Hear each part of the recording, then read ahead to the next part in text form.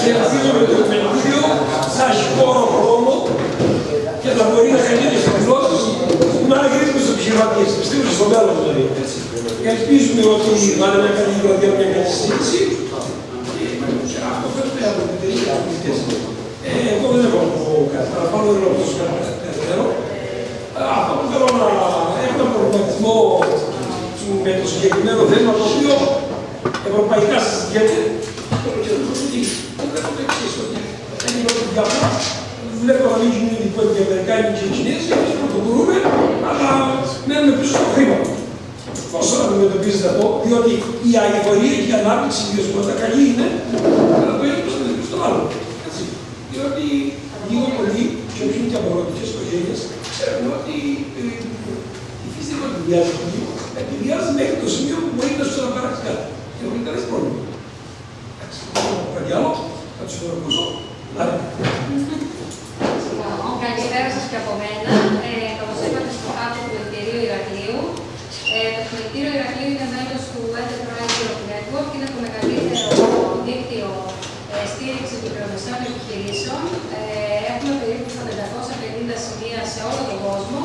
Ένα από αυτά τα σημεία που μπορείτε να λάβετε και εσείς υποστήριξη είναι το δικό μας το γραφείο. Η σημερινή μας ομιλία έχουμε μαζί μας με μεγάλη χαρά φιλοξενούμε την Γκραντ Θόρντον. Η σημερινή μας ομιλία είναι βιώσιμη ανάπτυξη και εταιρική κοινωνική ευθύνη, επερχόμενο νομοθετικό πλαίσιο για μικρές και μεγάλες επιχειρήσεις. Όπως γνωρίζετε, υπάρχει μια οδηγία της Ευρωπαϊκής Ένωσης, πρόκειται να ψηφιστεί κάποιο νομοσχέδιο. Καλό είναι να ακούσουμε τι αλλαγές θα περιμένουμε και πώς αυτό θα εφαρμοστεί στις μικρομεσαίες επιχειρήσεις. Να ευχαριστήσω πάρα πολύ τις κυρίες οι οποίες ήρθαν από την Αθήνα, ειδικά για μας σήμερα. Είναι η κυρία Κατερίνα Κατσούλη, είναι Principal Director ESG και Sustainability στην Γκραντ Θόρντον. Η κυρία Βαρβάρα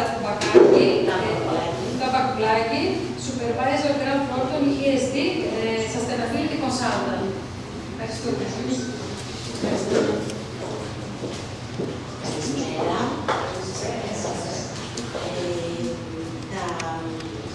Ουσιαστικά να ξεκινήσω όχι την ενημέρωση, περισσότερο να σας περιγράψω το πλαίσιο μέσα στο οποίο κινείται η βιωσιμότητα. Είναι αυτό που λέμε, όχι το πλαίσιο, συγγνώμη, τα megatrends, τις δυνάμεις που το καθορίζουν, με ποιον τρόπο κινούνται όλα αυτά και είχαμε υποσχεθεί ότι θα σας πούμε για τις τάσεις της αγοράς σε συγκεκριμένους κλάδους και συγκεκριμένα στο βιομηχανικό, το τουριστικό και το αγροτικό. Ένα forward looking δηλαδή στο μέλλον, που κάποια από αυτά δεν είναι και τόσο μέλλον, έχουν ήδη παγιωθεί. Θα καταρχάς να εξηγήσουμε τι είναι αυτές οι κατάστασεις. Είναι οι δυνάμεις που καθορίζουν ουσιαστικά, μετασχηματίζουν την καθημερινότητά μας, την κοινωνία, την οικονομία και τις παγκόσμιες αγορές.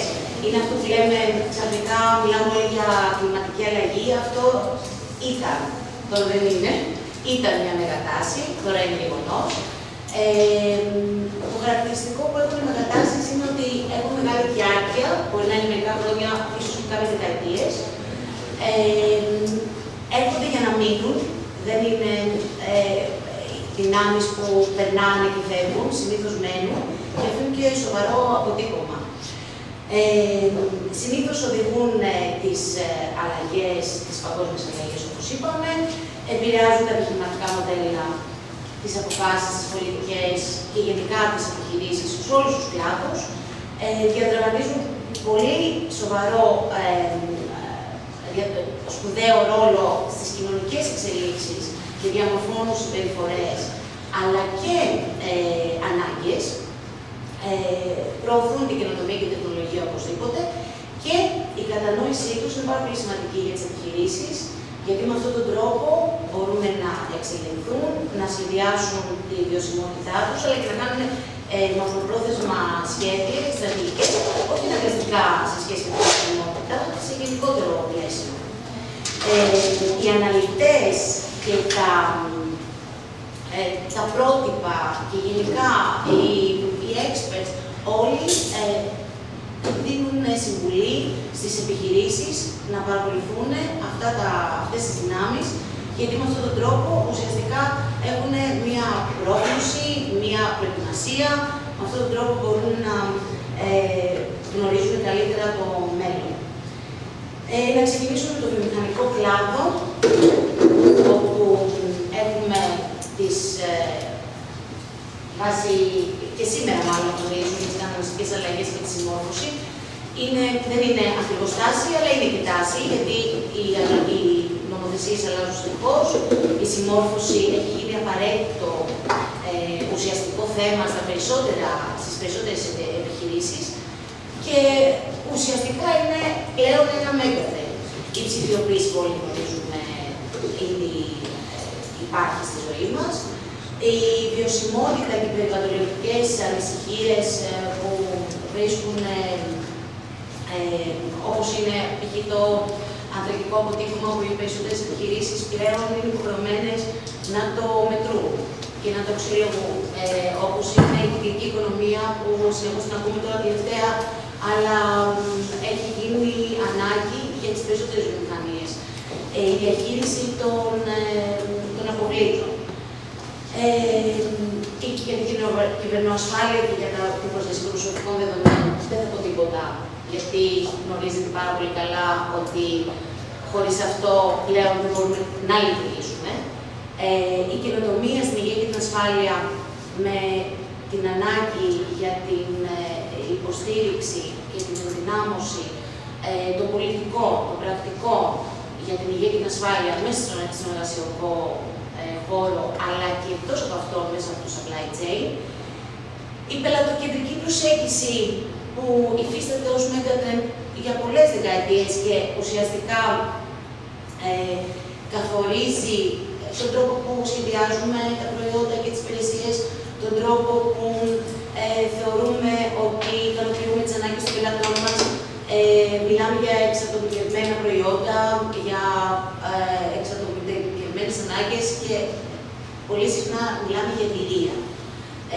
Δεν πουλάμε πλέον ένα προϊόν, αλλά πουλάμε μια εμπειρία. Δεν πουλάμε μια υπηρεσία, πουλάμε μια εμπειρία. Ο τουριστικός κλάδος. Ο τουριστικός κλάδος, ο οποίος είναι και ένας από τους βασικότερους κλάδους για το Ηράκλειο, βρίσκεται αυτή τη στιγμή σε αντίθεση με τη βιομηχανία που είναι πιο όριμη σε σχέση με το sustainability και όλα αυτά που συζητάμε σήμερα, σε φάση μετασχηματισμού. Τουλάχιστον στην Ελλάδα, που είναι μία από τις πιο τουριστικές χώρες παγκοσμίως, μαζί με κάποιες νέες και παλιές χώρες που ασχολούνται με τον τουρισμό. Στην Ελλάδα, λοιπόν, έχει αρχίσει αυτό να γίνεται εμφανές. Βλέπουμε ότι έχουμε ηλεκτρονικά και ψηφιακά μέσα που δεν τα φανταζόμασταν πριν από 10 χρόνια ότι θα υπήρχαν. Βλέπουμε ότι αν δεν τα έχουμε αυτά τα μέσα, δεν προτιμάμε εταιρείες, προορισμούς, όλο αυτό το τοπίο αρχίζει και μεταμορφώνει ουσιαστικά το κλάδο. Και βασικά σημεία αυτής της μεταμόρφωσης είναι πρώτα απ' όλα η γύρανση του πληθυσμού. Είναι μια δημογραφική πραγματικότητα που δημιουργεί μια τάση όμως για το μέλλον, γιατί αλλάζουν οι ομάδες των ατόμων που κάνουν τουρισμό και πλέον είναι πολύ περισσότεροι, τους ονομάζουμε silver-headed. Και είναι λοιπόν πολύ σημαντικό στον κλάδο του τουρισμού οι εταιρείες και οι επιχειρήσεις να υιοθετήσουν καινούργια πρότυπα, καινούργια μοντέλα, ψηφιακά μέσα για να μπορέσουν να είναι μπροστά από τον ανταγωνισμό. Έχει παρατηρηθεί ότι οι εταιρείες που βρίσκονται μπροστά στην τεχνολογία, στον τουριστικό τομέα, γίνονται leaders. Επίσης, η αλλαγή της συμπεριφοράς και των προτιμήσεων των καταναλωτών, όπως είναι λόγω της, έχουμε τους millennials και την Generation Z. Είναι δύο γενιές, οι οποίες είναι οι πρώτες που έχουν τεχνολογική αγροτικές γνώσεις, έχουν απαιτήσει συγκεκριμένες επικοινωνίας. Οπότε ο τουριστικός κλάδος θα πρέπει με τρόπο να προσεγγίσει και αυτές τις γενιές. Επίσης, πολύ σημαντικό να αναφέρω είναι η αλλαγή και η αύξηση της μεσαίας τάξης. Η αύξηση της μεσαίας τάξης πρόκειται, δεν έχουν αποσαφινιστεί ακόμα οι αλλαγές που θα προέλθουν από αυτό το μέγανε, αλλά είναι, όλες οι έρευνες δείχνουν ότι αυτός είναι μια βασική δύναμη που θα μετασχηματίσει το τουριστικό τομέα στο άμεσο μέλλον. Πολύ σημαντικό, θα πρέπει να αναφέρουμε ότι υπάρχουν καινούργιοι προορισμοί, καθώς αναδύονται χώρες οι οποίες έχουν τη δυνατότητα και με την παγκοσμιοποίηση και με τη νέα τεχνολογία αρχίζει και γίνεται όλο αυτό πιο εύκολο και έχουμε αναδυόμενες τουριστικές περιοχές.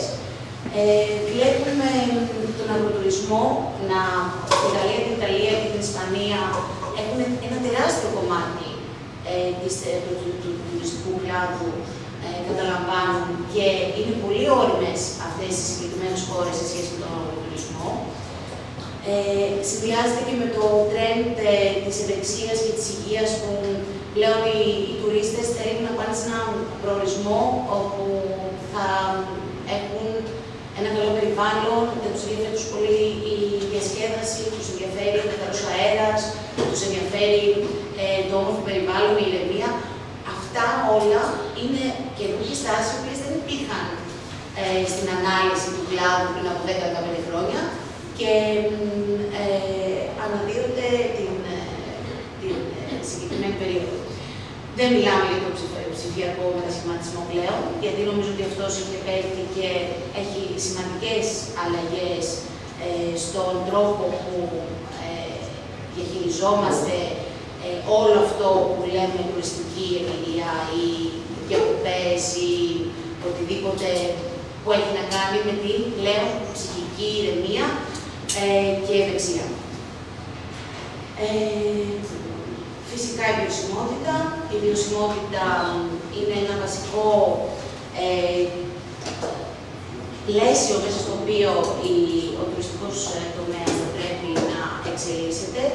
Οι εταιρείες, και όταν λέω εταιρείες, από τις πιο μικρές μέχρι τις πιο μεγάλες, θα πρέπει να αρμονιστούν με τις αρχές της βιωσιμότητας, γιατί πλέον οι καταναλωτές, οι πελάτες απαιτούν, έχουν απαιτήσεις και όπως είπα πριν, έχουν πλέον τις γενιές που είναι τεχνολογικά εξελιγμένες και ευαισθητοποιημένες περιβαλλοντολογικά. Οπότε σιγά σιγά θα πρέπει και ο τουριστικός τομέας να εναρμονιστεί με τις αρχές της βιώσιμης ανάπτυξης. Και τέλος έχουμε τον αγροτικό κλάδο, όπου για μένα που έκανα αυτή την έρευνα είχε το μεγαλύτερο ενδιαφέρον, να σας πω την αλήθεια, γιατί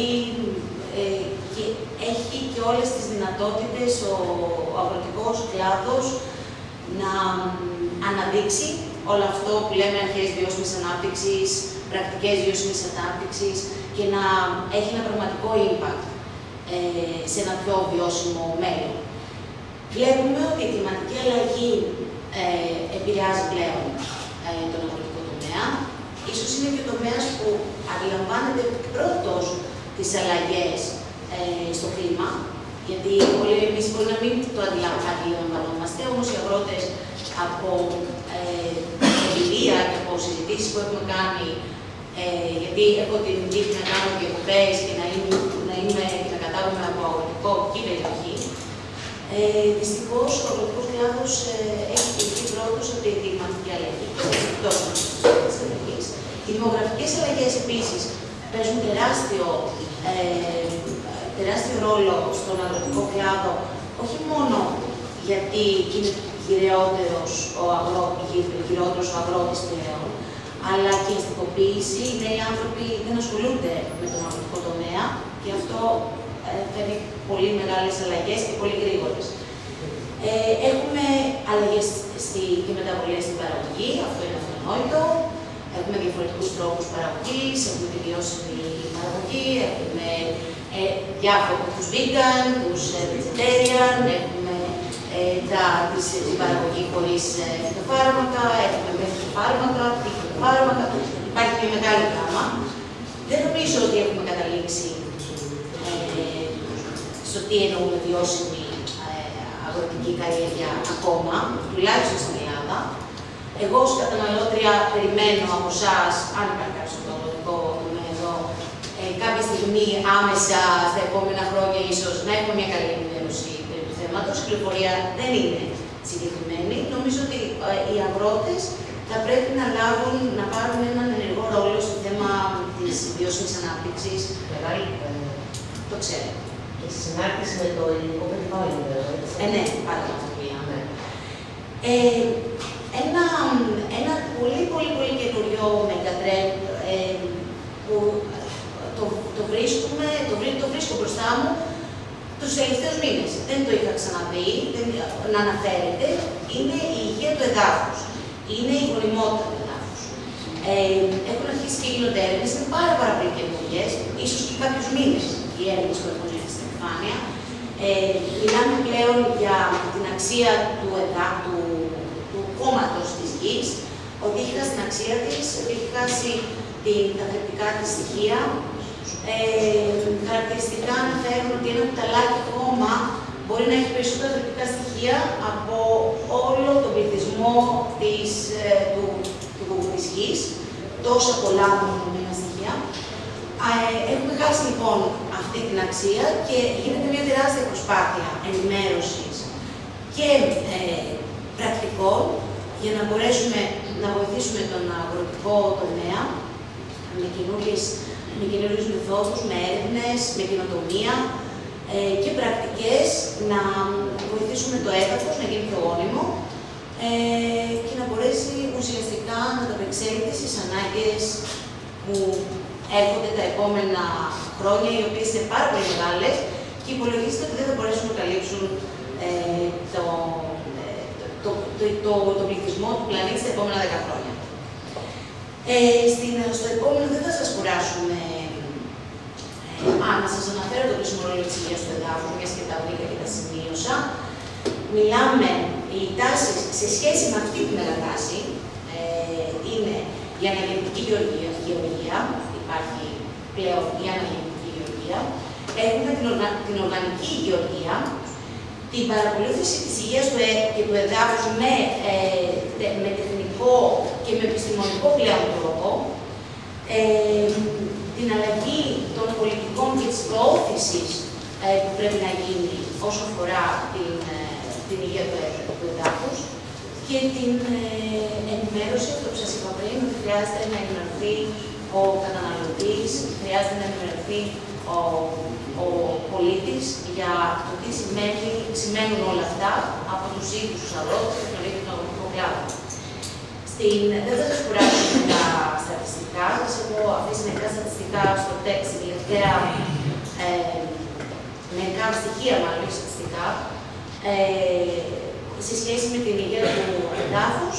Δεν θα σας κουράσω άλλο, ελπίζω να σας δώσω μια γενική εικόνα τι σημαίνει. Ναι, νομίζω ότι θα να κάνω μια παρατήρηση για το σύνολο του θέματος. Λοιπόν, η συμβατική γεωργία εφευρέθηκε ακριβώς για να λύσει το επιστημιστικό πρόβλημα του κόσμου μετά τα τέλη των πρώτων τελευταίων παγκοσμίων πολέμων. Τώρα ερχόμαστε στο σημείο, μετά από 20 χρόνια χρήση της συμβατικής γεωργίας, να λέμε ότι δεν θα μας φτάσει στο φαγητό σε λίγα χρόνια, ότι έχει υποβαθμιστεί τόσο πολύ το έδαφος και οι καλλιέργειες που ξαναεπιστρέφουμε στα 1900 τόσα, έτσι. Ισχύει αυτό, δυστυχώς. Ναι. Ελπίζω να σας δώσω μια γενική εικόνα το τι σημαίνει και για ποιο λόγο πρέπει οι επιχειρήσεις να παρακολουθούν αυτές τις δυνάμεις, εμείς τις λέμε megatrends, και να δώσω το λόγο στην κυρία Κατσούλη, που θα σας ενημερώσει για τα καινούργια πρότυπα και για την οδηγία για την δημοσιοποίηση των στοιχείων βιωσιμότητας.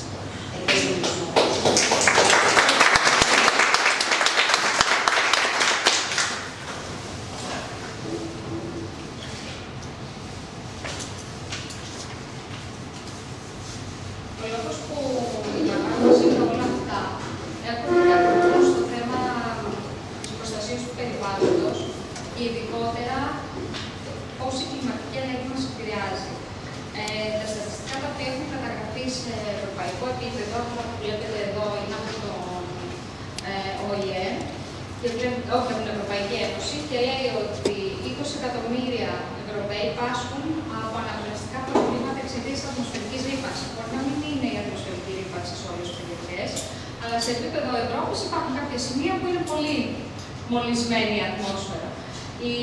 Το κομμάτι του άσθματος που εμφανίζεται στα παιδιά είναι ένα πολύ μεγάλο ποσοστό, και όπως επίσης ένα πολύ σημαντικό είναι ο θόρυβος που επηρεάζει. Υπάρχουν άπειρα στατιστικά σχετικά με το τι έχει συμβεί από την βιομηχανική εποχή έως σήμερα. Αυτό που πρέπει να μας μείνει είναι ότι μπορεί να διαφορούμε, αλλά αυτό το οποίο σημαίνει είναι ότι γυρίζει μπούμεραν και μειώνει την ποιότητα της ζωής των κατοίκων αυτού του πλανήτη, εάν δεν θέλουμε να λάβουμε υπόψη μας ότι ο τρόπος που συμπεριφερόμαστε στο περιβάλλον θα επηρεάσει το μέλλον των επόμενων γενναίων, μάλλον εθελοτυφλούμε. Η Ευρωπαϊκή Ένωση, σχετικά με την κλιματική αλλαγή, έχει βασιστεί στην Συμφωνία του Παρισιού, το οποίο ισχύει από το 2016 και έβαλε έναν επιπλέον στόχο. Την δέσμευσή της να είναι η πρώτη ήπειρο στον πλανήτη που θα είναι κλιματικά ουδέτερη έως το 2050. Αυτό το ονόμασε την Ευρωπαϊκή Πράσινη Συμφωνία. Η European Green Deal. Το ανακοίνωσε, ήταν από τα πρώτα που ανακοίνωσε όταν ανέλαβε ο Ursula Leyen. Έχω και το link κάτω, να δείτε το πολύ σύντομο βίντεο που αναφέρει την ανακοίνωση αυτής της συμφωνίας. Να καταλάβετε τι λέει, ότι για την Ευρώπη είναι αντίστοιχη στιγμή με τη στιγμή που πάτησε η NASA στο φεγγάρι. Our man on the moon moment, λέει για την Ευρώπη. Οπότε από αυτές τις εξαγγελίες καταλαβαίνουμε ότι δεν είναι μια, ας το πούμε, ένα wishful thinking, κάτι που θα θέλαμε να πετύχουμε.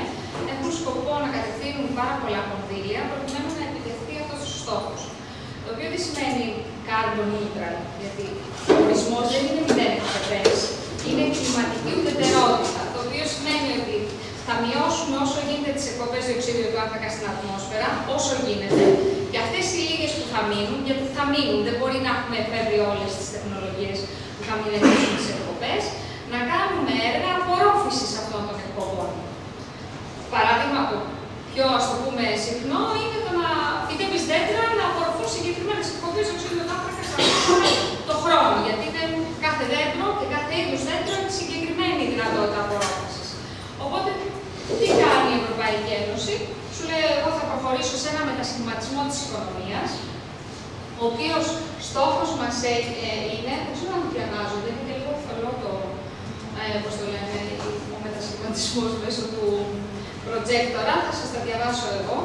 Αύξηση της φιλοδοξίας της Ευρωπαϊκής Ένωσης για το κλίμα το 2030 και το 2050. Έχει βάλει πρώτο στόχο το 2030 να έχουμε 55% μείωση εκπομπών έναντι το 1990, το έτος βάσης είναι το 1990.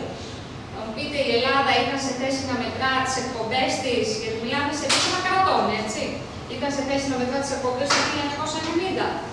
Κοιτάξτε, επειδή ένα πολύ μεγάλο ποσοστό των εκπομπών διοξείδιου του άνθρακα οφείλεται πρώτον στα κτίρια, δεύτερον στην παραγωγή ηλεκτρικής ενέργειας, έχει γίνει ένας υπολογισμός, έστω και κατά προσέγγιση, οπότε έχει θέσει και η Ελλάδα ένα έτος βάσης. Άρα, λέμε ότι έως το 2030 θα έχουμε μία μείωση 55%. Παροχή καθαρής ηλεκτρικής ενέργειας, ΑΠΕ, όπως καταλαβαίνετε, φωτοβολταϊκά μονογεννήτριες. Η κινητοποίηση της βιομηχανίας για την κυκλική οικονομία, δηλαδή πρέπει να σταματήσουμε να πετάμε. Καλά, το να πετάμε, ποτέ δεν μπορούμε να το έχουμε ξεχάσει. Θα πρέπει να είμαστε πολύ μπροστά και δεν παίζει ούτε το να κάνουμε ανακύκλωση. Δηλαδή, η ανακύκλωση είναι το τελευταίο βήμα. Ξεκινάμε από το reduce. Δεν είναι πλέον το recycling, είναι reduce, reuse, recycle. Ο στόχος είναι δηλαδή να μειώσουμε την κατανάλωση, να επαναχρησιμοποιήσουμε και στο τέλος να μείνει το recycling. Όλο αυτό το έχουν πει ότι για να μπορέσει να γίνει πρέπει να επενδύουμε στην κυκλική οικονομία. Δηλαδή, όσο γίνεται να επαναχρησιμοποιούμε έστω μέρη των κάθε προϊόντος. Οικοδόμηση και ανακαίνιση κτηρίων με αποδοτικό τρόπο. Στην Ευρώπη έχει υπολογιστεί ότι το 40% των εκπομπών διοξείδιου του άνθρακα οφείλονται στα κτίρια. Οπότε γι' αυτό βλέπετε και συνέχεια οι επιδοτήσεις που βγαίνουν, το εξοικονομώ κατοίκων και όλα αυτά. Γιατί παίρνει λεφτά από την Ευρωπαϊκή Ένωση για να τα δώσει στις ανακαίνισεις στο κτίριο για να μειώσουμε αυτό το ποσοστό. Δηλαδή για τρελό το ποσοστό το 40% να είναι στα κτίρια. Φιλοδοξία μηδενικής ρύπανσης για ένα περιβάλλον χωρίς τοξικές ουσίες. Να γιατί αλλάζει η γεωργία. Σε ένα περιβάλλον χωρίς τοξικές ουσίες. Διατήρηση και αποκατάσταση των οικοσυστημάτων και της βιοποικιλότητας. Ξανά εδώ. Πρέπει να δούμε τι θα κάνουμε έτσι ώστε να μην καταστρέφουμε περιοχές υψηλής βιοποικιλότητας. Από το αγρόκτημα στο πιάτο, για ένα δίκαιο, υγιεινό και φιλικό προς το περιβάλλον σύστημα τροφίμων. Τα απόβλητα, όλα αυτά τα φαγητά που πετάμε, εάν γίνουν κομπόστ με ένα σωστό τρόπο, μπορεί να γίνουν λίφασμα. Πρέπει να μειώνουμε τα απόβλητά μας, πρέπει ό,τι έχουμε να δούμε αν επαναχρησιμοποιείται. Οπότε θα έρθουν και άλλα πρημοδοτούμενα προγράμματα πάνω σε αυτό το πλαίσιο. Επιτάχυνση της μετάβασης στη βιώσιμη και έξυπνη κινητικότητα. Γι' αυτό βλέπετε ότι θα κάνουμε έτσι μεταφορές στα πέμπτα υβριδικά. Είναι δηλαδή οι άξονες για να μπορέσει να γίνει αυτή η μετάβαση. Στόχος είναι της Ευρωπαϊκής Ένωσης να μην υπάρχουν εταιρείες που θα κλείσουν.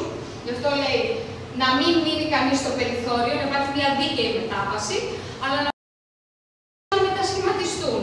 Δηλαδή, οι επιχειρήσεις οι οποίες έχουν δραστηριότητα που δεν είναι συμβατή με αυτό το πλαίσιο, στόχος είναι να αλλάξουν. Και πώς θα συμβαίνει να αλλάξεις, άμα αντιληφθείς τον κίνδυνο. Αρχίσαμε με 260 δις ευρώ ανά έτος για τη δίκαιη μετάβαση και αρχίσαν και οι κανονισμοί και οι συγκεκριμένες νομοθεσίες. Το 30% του προϋπολογισμού της Ευρωπαϊκής Ένωσης για την περίοδο 2021-2027 θα πάει σε χρηματοδοτήσεις που έχουν να κάνουν με την κλιματική αλλαγή και νέες, τεχνολογίες. Ένα παράδειγμα.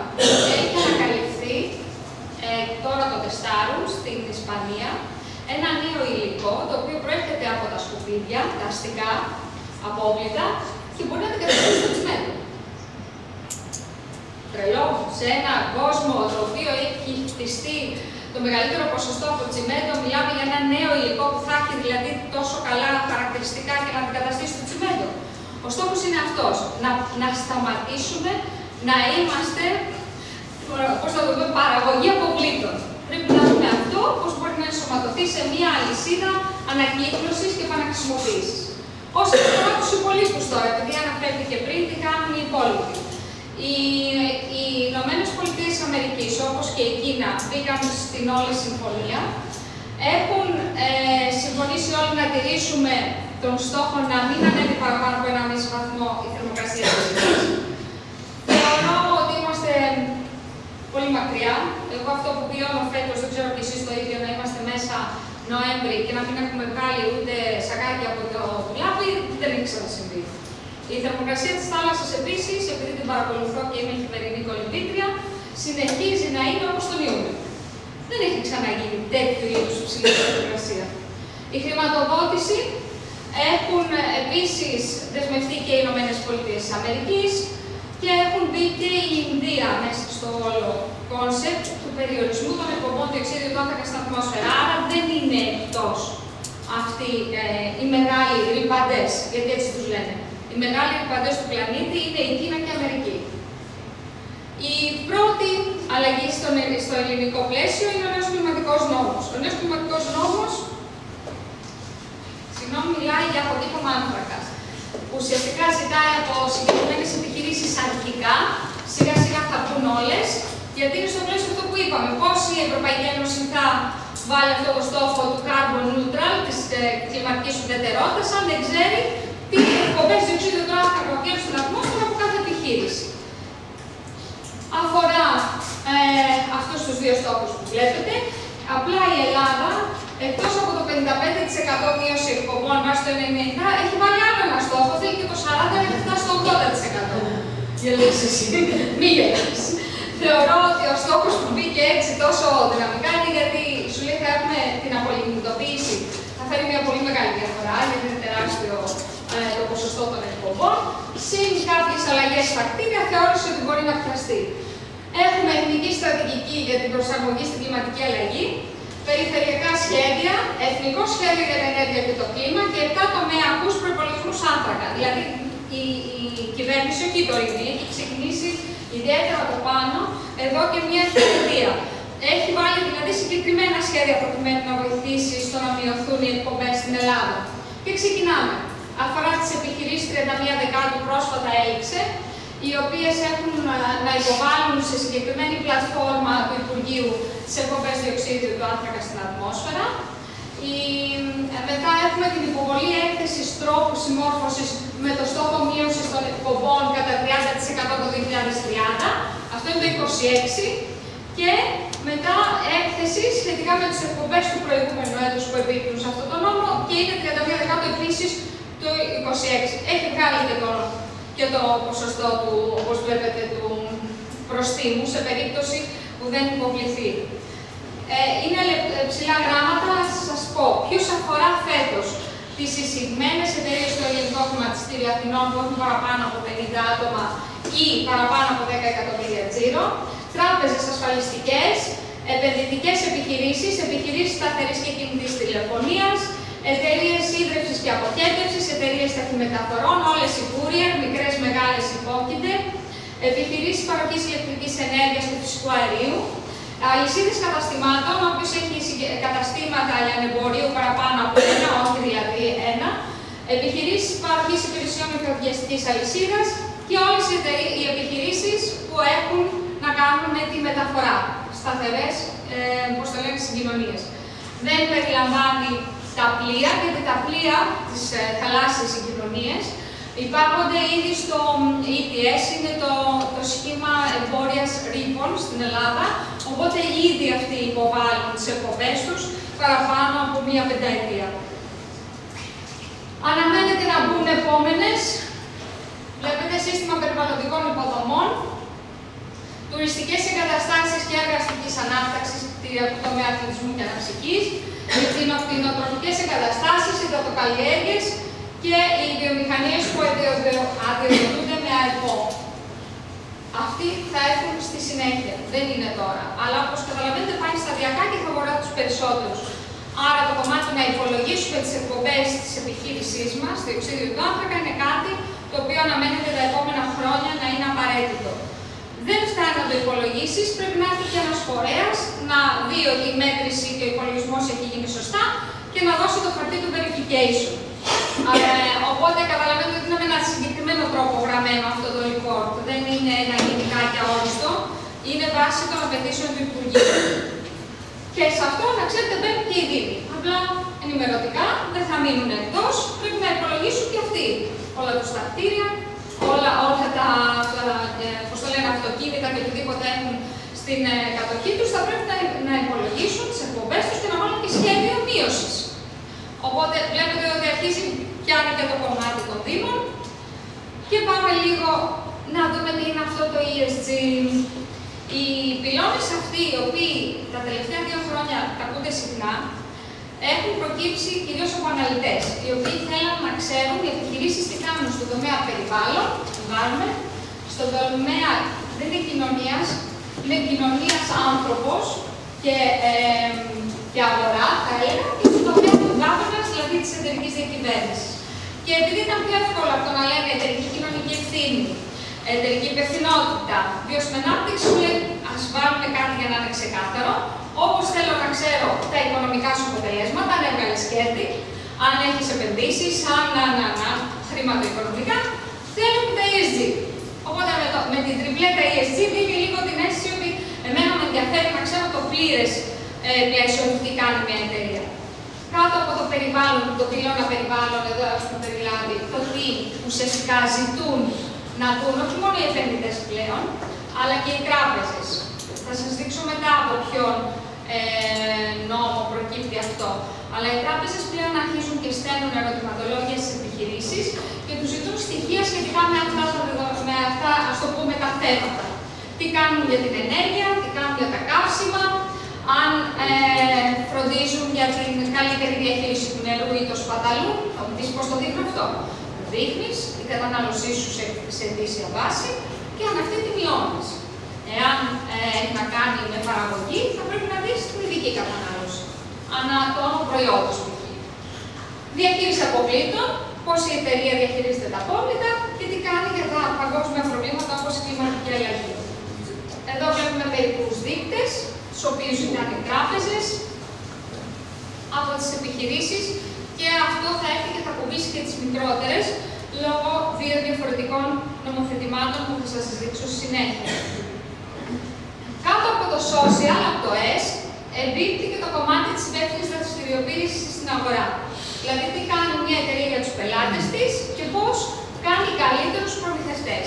Οι ελληνικές εταιρείες και κυρίως οι μικρομεσαίες αναμένεται να είναι στο κομμάτι Β, δηλαδή να είναι προμηθευτές μεγάλων εταιριών από την Ευρώπη, οι οποίες θα ζητήσουν από τις ελληνικές επιχειρήσεις να καλύπτουν κάποια τέτοια ζητήματα. Γιατί είναι η προμηθευτική τους αλυσίδα. Από εκεί έρχεται κυρίως η πίεση στο κομμάτι αυτό. Και φυσικά στην κοινωνία μιλάμε για το τι κάνουν οι εταιρείες σχετικά με κοινωνικές δράσεις, χορηγίες, φιλανθρωπίες και φιλοτισμό. Ο πυλώνας governance έχει να κάνει με τον τρόπο στον οποίο μια εταιρεία διακυβερνάται και αν ουσιαστικά επενδύει σε θέματα ESG ή όχι. Σε αυτό το κομμάτι θα ήθελα, σε αυτό το σημείο, να μοιραστώ μαζί σας και την πολύ μεγάλη πρωτοβουλία, αν την έχετε ακούσει, που είναι του ΟΗΕ, οι Παγκόσμιοι Στόχοι για τη Βιώσιμη Ανάπτυξη. Αυτοί είναι 17 στόχοι οι οποίοι έχουν επικοινωνηθεί και σε επίπεδο χώρας. Η Ελλάδα έχει πει ότι ο πιο σημαντικός στόχος για τη χώρα είναι ο 8. Όταν μας ανακοινώθηκε το 2015, ήμασταν μέσω της κρίσης με πολύ υψηλή ανεργία. Οπότε λογικό ήταν η κυβέρνηση να πει για μένα ο στόχος 8 για παροχή θέσεων εργασίας είναι ο πιο σημαντικός. Και επίσης και αυτός είναι στην τριπλέτα, δηλαδή economy, society και biosphere, όπου βλέπουμε ότι καλύπτουν και τους τρεις πυλώνες. Εμείς σαν χώρα έχουμε αξιολογηθεί. Υπήρξε μια μικρή βελτίωση. Το 2020 ήταν η τελευταία φορά που βγήκε το report από τον ΟΗΕ και λέει ότι η Ελλάδα είναι στη 37η θέση. Και πάμε στο κομμάτι των επιχειρήσεων και πώς των μικρομεσαίων στην Ελλάδα και πώς αυτές αναμένεται να επηρεαστούν. Αυτό που σας είπα πριν έχει να κάνει με την εφοδιαστική αλυσίδα. Δηλαδή, όπως λέει και το Παγκόσμιο Σύμφωνο των Ηνωμένων Εθνών, μια εταιρεία οφείλει, αυτό που λέγατε και πριν, ότι εγώ είμαι ευρωπαϊκή εταιρεία, λειτουργώ υπεύθυνα. Αλλά έχει τον Κινέζο, ο οποίος ρηπαίνει και μια χαρά πουλάει. Αυτό σταματάει. Με βάση τις νομοθεσίες αυτές, έρχεται λοιπόν η νομοθεσία και λέει στην αγαπητή ευρωπαϊκή εταιρεία: θέλεις να πάρεις στρώματα, μεταλλικά μέρη, οτιδήποτε από την Κίνα, θα πρέπει να διασφαλίσεις ότι ο Κινέζος προμηθευτής σου, με ελέγχους, όχι απλά ερωτηματολόγιο, θα κάνεις και έλεγχο, θα πας και στην Κίνα, να δεις αν πληρεί όλες αυτές τις προϋποθέσεις.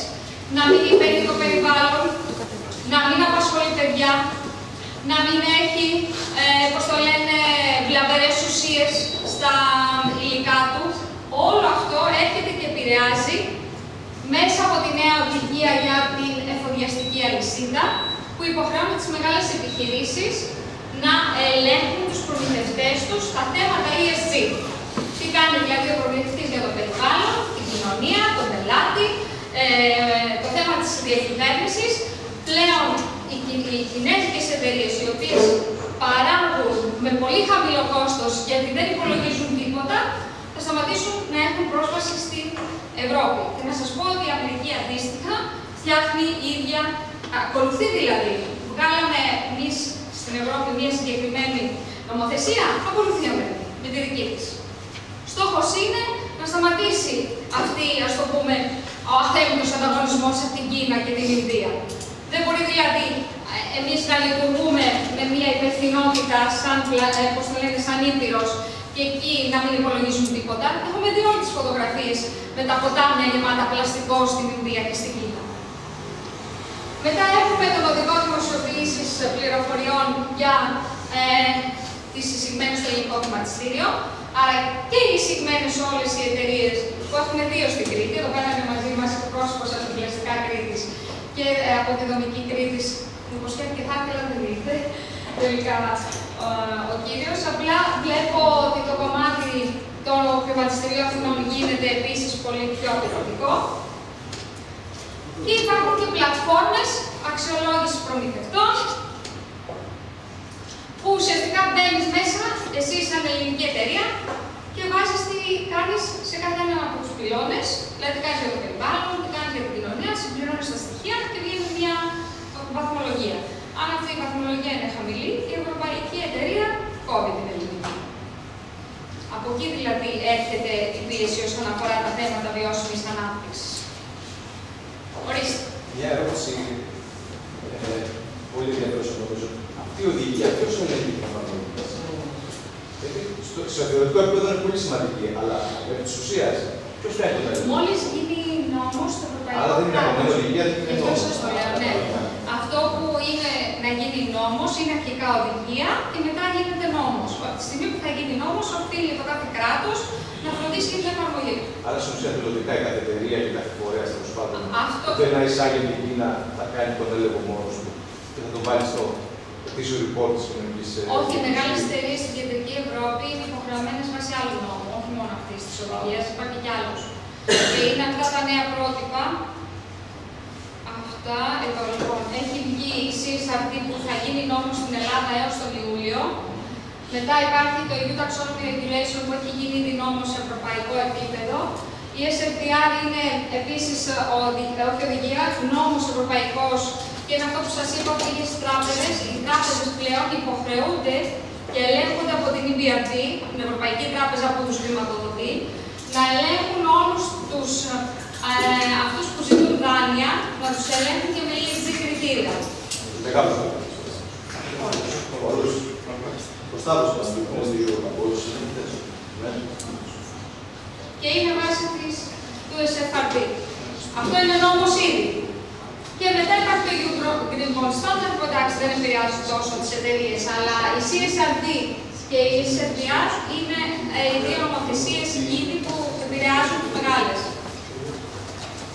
Και αυτά είναι τα νέα πρότυπα που σας έλεγα που θα ενσωματωθεί έως 6 Ιουλίου και ουσιαστικά όλες οι εταιρείες οι οποίες έχουν πάνω από 250 άτομα, να μείνουμε λίγο εδώ, οικονομικές καταστάσεις που είναι για πάνω από 250 άτομα, θα πρέπει να κάνουν απολογισμό, report, ετήσιο απολογισμό, σύμφωνα με αυτά τα νέα πρότυπα. Και μέσα σε αυτόν τον απολογισμό δεν θα λένε μόνο τι καλό κάνουν για το περιβάλλον, αλλά πρέπει να πούν και τι κάνουν για να ελέγχουν τους προμηθευτές τους. Πρέπει να πούν τι κάνουν για να φροντίσουν τους εργαζόμενους. Τους αμείβουν μόνο βάσει της νομοθεσίας ή δίνουν και παραπάνω. Πώς το λένε, οτιδήποτε, όλα αυτά τα benefits. Μου είπατε η λέξη benefits. Λοιπόν, όλα αυτά τα benefits τα δίνουν. Πώς αξιολογούν τους εργαζόμενους. Όλο αυτό αρχίζει από το 25 και μετά. Οπότε επηρεάζει πάρα πολύ μεγάλο αριθμό επιχειρήσεων και στην Ελλάδα. Και εδώ βλέπουμε ποιες. Οι μεγάλες είναι από 250 και πάνω και αυτές που έχουν είτε σύνολο ενεργητικού είτε καθαρό ή τζίρο πάνω από 40 εκατομμύρια. Και αυτά είναι τα νέα πρότυπα. Καλά, δεν φαίνεται εδώ καλά. Θα μπουν πρότυπα και ανά δραστηριότητα. Οπότε βλέπουμε και τη φιλοξενία στο νούμερο 7. Βλέπουμε την ψυχαγωγία. Βλέπουμε και διαφορετικές, ας το πούμε, διαφορετικούς κλάδους ελληνικής οικονομίας. Και θα πρέπει να έρθουν να κάνουν. Τι να σας λέω τώρα, double materiality, due diligence, να αναγνωρίσουν αλυσίδα αξίας, να δουν το χρονικό ορίζοντα σε μακροπρόθεσμο και μεσοπρόθεσμο. Είναι ένα πάρα πολύ δύσκολο πρότυπο. Αυτά που βλέπετε, τα ESRS, είναι τα αρχικά του European Sustainability Reporting Standards. Είναι τα νέα πρότυπα που θα πρέπει να κάνουν απολογισμούς οι εταιρείες που έχουν πάνω από 250 άτομα. Ανεξαρτήτως αν είναι εισηγμένοι σε χρηματιστήριο ή όχι. Και αυτά τα πρότυπα είναι πάρα πολύ δύσκολα για να απαντηθούν. Γιατί θα πρέπει να κάνει πράγματα η εταιρεία για να γράψει. Και θα μου πεις, ωραία, και εγώ δεν τα κάνω. Ναι, δεν τα κάνω. Τι επίπτωση θα έχω? Όχι πρόστιμο. Η επίπτωση θα είναι να μην μπορεί η εταιρεία να μπει σε διαγωνισμούς. Να έρχεται κάποιος διαγωνισμός, να βγαίνει μια δουλειά και να μην μπορεί να λάβει μέρος γιατί δεν έχει αυτό το report βάσει των ESRS. Και για να βγει αυτό το report, λοιπόν, πρέπει να κάνει πράγματα. Εμείς τώρα θα σας δείχνω τη διακυβέρνηση, η στρατηγική, να αξιολογεί τους κινδύνους, να πάει να δει η κλιματική αλλαγή πόσο την επηρεάζει, και αφού σε επηρεάζει η κλιματική αλλαγή, τι θα κάνεις έτσι ώστε να αντιμετωπίσεις την κλιματική αλλαγή. έχει δουλειά πάνω στο τρίπτυχο ESG. Πρέπει δηλαδή η εταιρεία να δει και άλλα θέματα πλην του κέρδους και πλην μόνο της αγοράς. Αυτά δηλαδή θα έχει περιβαλλοντικές πληροφορίες, κοινωνικές και πληροφορίες διακυβέρνησης. Κλείνοντας, να αναφερθώ στο greenwashing, το οποίο είναι μια νέα οδηγία που έχει γραφτεί, γιατί υπάρχουν εταιρείες οι οποίες βγάζουν μπροστά ένα καλό προϊόν, ένα μόνο, και από πίσω με τα υπόλοιπα προϊόντα τους ή με τις δραστηριότητες τους, όχι υπέρ το περιβάλλον, μπορεί και να καταδυναστεύουν και τους ανθρώπους τους. Οπότε με το να βγάζεις ένα χαρακτηριστικό μπροστά και να μην βγάζεις τη συνολική εικόνα της εταιρείας, τι κάνεις, εξαπατάς τον αποδέκτη. Οπότε αυτό λέγεται greenwashing. Χαρακτηριστικά του greenwashing είναι να προβάλλεις ένα και μόνο οικολογικό στοιχείο, να μην έχεις αποδείξεις για αυτά που λες, να υπάρχουν αόριστες αναφορές. Τα έχετε δει στις δηλώσεις. Τύπου χωρίς χημικά, μη τοξικό. Το δω, τι πάνε να πει χωρίς χημικά, ποια είναι τα χημικά. Προβολή αληθών με αυτόνομων χαρακτηριστικών δεν περιέχουν χλωροφθοράνθρακες. Το ξέρετε ότι αυτό έχει καταδειχθεί. Όποιος το λέει αυτό, σε παραπλανά, γιατί οι χλωροφθοράνθρακες έχουν καταργηθεί βάσει νομοθεσίας. Άρα, εκτός κάλεφ, δεν λαμβάνεται. Μετά, προβολή φιλικών προς το περιβάλλον στοιχείων ενός εξορισμού βλαμερού προϊόντος. Βλαμερό προϊόν, ποιο θα μπορούσε να είναι. Είχε βλαμερό προϊόν, είναι το τσιγάρο για τον άνθρωπο. Εσύ έρχεσαι και του λες ότι έχει φίλτρο ανακυκλωμένο ή ανακυκλώσιμο. Κατάλαβες, δηλαδή είναι το οξύμορο σχήμα. Οι απόλυτα ψευδείς ισχυρισμοί και φυσικά η ψευδής σήμανση. Όλο αυτό έρχεται και δίνει το πλαίσιο του τι σημαίνει greenwashing και θα βγει και σχετική οδηγία, έτσι ώστε να είναι ξεκάθαρο. Σε μια χώρα, στην Ιρλανδία, έχουν βγάλει και βραβεία. Τα λένε Irish Greenwashing Awards. Και μάλιστα το δώσανε στην Toyota. Toyota Ireland. Γιατί είπαν ότι έχει ένα self-charging υβριδικό αυτοκίνητο, το οποίο δεν ήταν έτσι ακριβώς. Γιατί έγιναν έρευνες και είπαν ότι δεν ήταν έτσι ακριβώς. Αυτή δηλαδή προωθούσε ένα χαρακτηριστικό του αυτοκινήτου και δεν ήταν πλήρως υβριδικό. Οπότε έφαγε μια πάρα πολύ ωραία δυσφήμιση. Αυτό θα σταματήσει, δεν μπορεί. Και στην Ελλάδα το έχουμε το ότι δηλώσεις είσαι, έτσι. Λέμε, δηλαδή, εγώ το καλύτερο. Και αρρύθμιστος ένας τομέας, ναι. Αυτή είναι η νομοθεσία που σας είπα που πάει στις τράπεζες, οι οποίες πρέπει να γνωρίζουν τι κάνουν αυτοί οι οποίοι χρηματοδοτούν. Και έχουμε και το Green Bond Standard, που ουσιαστικά είναι ένα εργαλείο για να χρηματοδοτούνται νέες τεχνολογίες. Και κλείνω με μία διαφάνεια. Όποιος αποφασίσει να υιοθετήσει όλο αυτό που λέμε το πλαίσιο της υπευθυνότητας και όλο αυτό το ESG framework, έχει μείωση κόστους, σαφώς, αύξηση πωλήσεων, κίνητρο για καινοτομία, προσελκύει και διατηρεί ταλέντα, έρχονται όλο και πιο πολλοί εργαζόμενοι που τους ενδιαφέρει να αναπτυχθούν, μειώνει τους κινδύνους και σαφώς βελτιώνει τις επενδύσεις. Ελπίζω να έκανε ενδιαφέροντα. Ευχαριστώ πάρα πολύ και να μην σας κουράσω. Και να καλέσω στο βήμα τον κύριο Ασπιτάκη από την Πλαστικά Κρήτης, ο οποίος θα μοιραστεί μαζί μας τη δική του εμπειρία πάνω σε αυτό το που λέμε στην Στενάδη. Καλησπέρα σε όλους. Είμαι ο Ασπιτάκης και είμαι μηχανικός. Τα τελευταία 22 χρόνια, μεταξύ άλλων, έχω ευθύνη στην κριτική μας εταιρεία, στην Πλαστικά Κρήτης και του ESG, πέρα από το health, το safety, το quality, το environmental, τώρα έχω και το ESG. Είμαστε και καλούς συνεργάτες, γιατί όντως είναι όπως τα λέει η Κατερίνα και η Μαρά, και το όχι και όλα είναι πιο δύσκολο. Δηλαδή, εμείς καλώς ή κακώς ήμασταν από τους πρώτους που έπρεπε να αντιμετωπίσουμε όλα τα πράγματα. Και μάλλον η επόμενη διαφάνεια είναι η μοναδική από τα 19 άλλους που έχει. Θέλω να επισημανθεί να μην το δηλαδή σε όλα τα προβλήματα που αντιμετώπισαν σαν εταιρεία νόμου για να προσφέρει στην υποχρεωτικότητα από τα θέματα που μας ανέφερα για πάνω από την αναπόκον, γιατί εμείς είμαστε διαφορετικές καταστάσεις.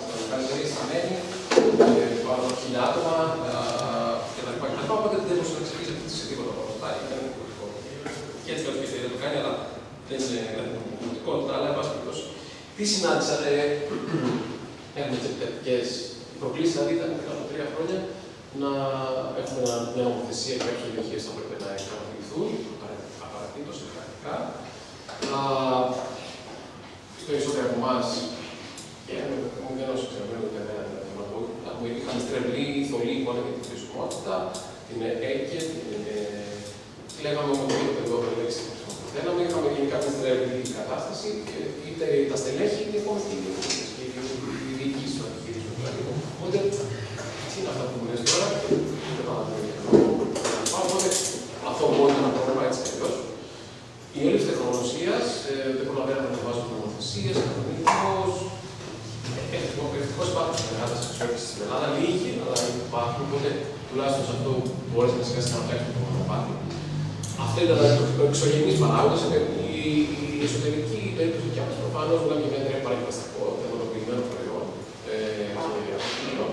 πολύ μεγάλη κατάσταση στην πραγματικότητα, που δεν προσπαθεί να προσπίσει αυτή την κατάσταση. Έχει τα καλά και τα κακά, αυτό είναι μια άλλη κουβέντα. Άρα θα θέλεις να κάνεις ESG σε μια εταιρεία παραγγελιστικό. Θέλεις να κάνεις μια εταιρεία, να κάνεις ESG report και να ικανοποιήσεις όλες τις απαιτήσεις σε μια εταιρεία που έχει την παρουσία, έχουμε 10 εργοστάσια σε 9 χώρες, σε 7 χώρες. Οπότε έχω να μιλήσω με διαφορετικούς πολιτισμούς που διαφορετικά αντιμετωπίζουν το governance, το social. Εδώ να συμπληρώσω, εδώ πέρα ψάχναμε να δούμε τις εκπομπές του εργοστασίου στη Ρωσία. Αν δεν βρέσει στη Ρωσία, ποια είναι φάκτορ, γιατί είναι συγκεκριμένος φάκτορ που πολλαπλασιάζει τις κιλοβατόρες, και αυτό εξαρτάται κάθε χώρα. Εξαρτάται δηλαδή πόσες ΑΠ έχει στην παραγωγή ηλεκτρικής ενέργειας. Αυτό το φάκτορ το έχεις για όλες τις χώρες στην Ευρώπη. Το έχεις. Άντε και για την Τουρκία το βρήκαμε. Για την Ρωσία. Δύσκολα γενικά και σε πιο απλά πραγματάκια, ξέρω εγώ, τι σημαίνει συνεισφορά στην κοινωνία, τι πρέπει. Πάρα πολύ διαφορετική επίσης από τα λεπτό. Δεν θέλω να πάω και το πρόγραμμα, έτσι να κρατήσουμε το παρατέτατο. Οπότε άλλη κουλτούρα σε πάρα πολλά θέματα, ακόμα και τεχνολογική κουλτούρα εννοώ. Και βέβαια εσωτερικό μας θέμα, αλλά δεν είμαστε και τόσο πίσω σαν εταιρεία. Είναι πάρα πολύ δύσκολο να συλλέξω αυτά τα data με ένα robust τρόπο στο χωριό μου, δηλαδή με ένα στιβαρό τρόπο που φέτος θα μου πεις αυτά τα νούμερα και τον χρόνο θα μου πεις για το ίδιο πράγμα τα αντίστοιχα νούμερα. Γιατί σε ρωτάω κάτι φέτος, αλλά τον χρόνο που θέλω να συγκρίνω, θέλω να μου πεις το ίδιο πράγμα που το έκανε στον ίδιο τρόπο που το έκανε και πέρυσι. Γιατί τώρα 3 χρόνια θα έβαλα αυτό το πακέτο. Οπότε είναι σημαντικό να έχεις στιβαρότητα σαν άμεσο στοιχείο. Όταν λες την νερό που χρησιμοποιείς, τι εννοείς, μόνο το δίκτυο ή και μια γεωργία που δεν μου έχει πέρυσι. Οπότε μια στιγμή πώς εμφανίστηκε το νερό. Όταν λες αύξηση προσωπικού, τι εννοείς το μέσο όρο του έτους ή αυτό που στην 39 δεκάτου. Χιλιάδες σημεία. Οκ, άρα εδώ τελειώνουμε.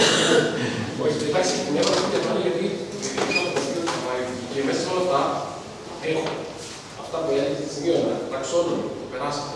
Πάρα πολύ σημαντική διαδικασία. Μη χρηματοοικονομικές αναφορές που τις κάνουμε τον παλιό νόμο, τώρα πρέπει να βάλουμε τα SFP. Ναι. Κάνουμε footprint δήλωση δηλαδή του αποτυπώματος σε επίπεδο 1, στο 2, μας έπαιζε επίσημη νομοθεσία. Και άλλη νομοθεσία. 31 Δεκάτου προχθές που τελείωνε η προθεσμία, 31 Δεκάτου βγήκε και η πλατφόρμα στο οποίο κάνεσε. Δεν ήταν πολύ ωραία. 30. Μήπως απεικείς στις 30 τα πήξατε. Ναι, 30.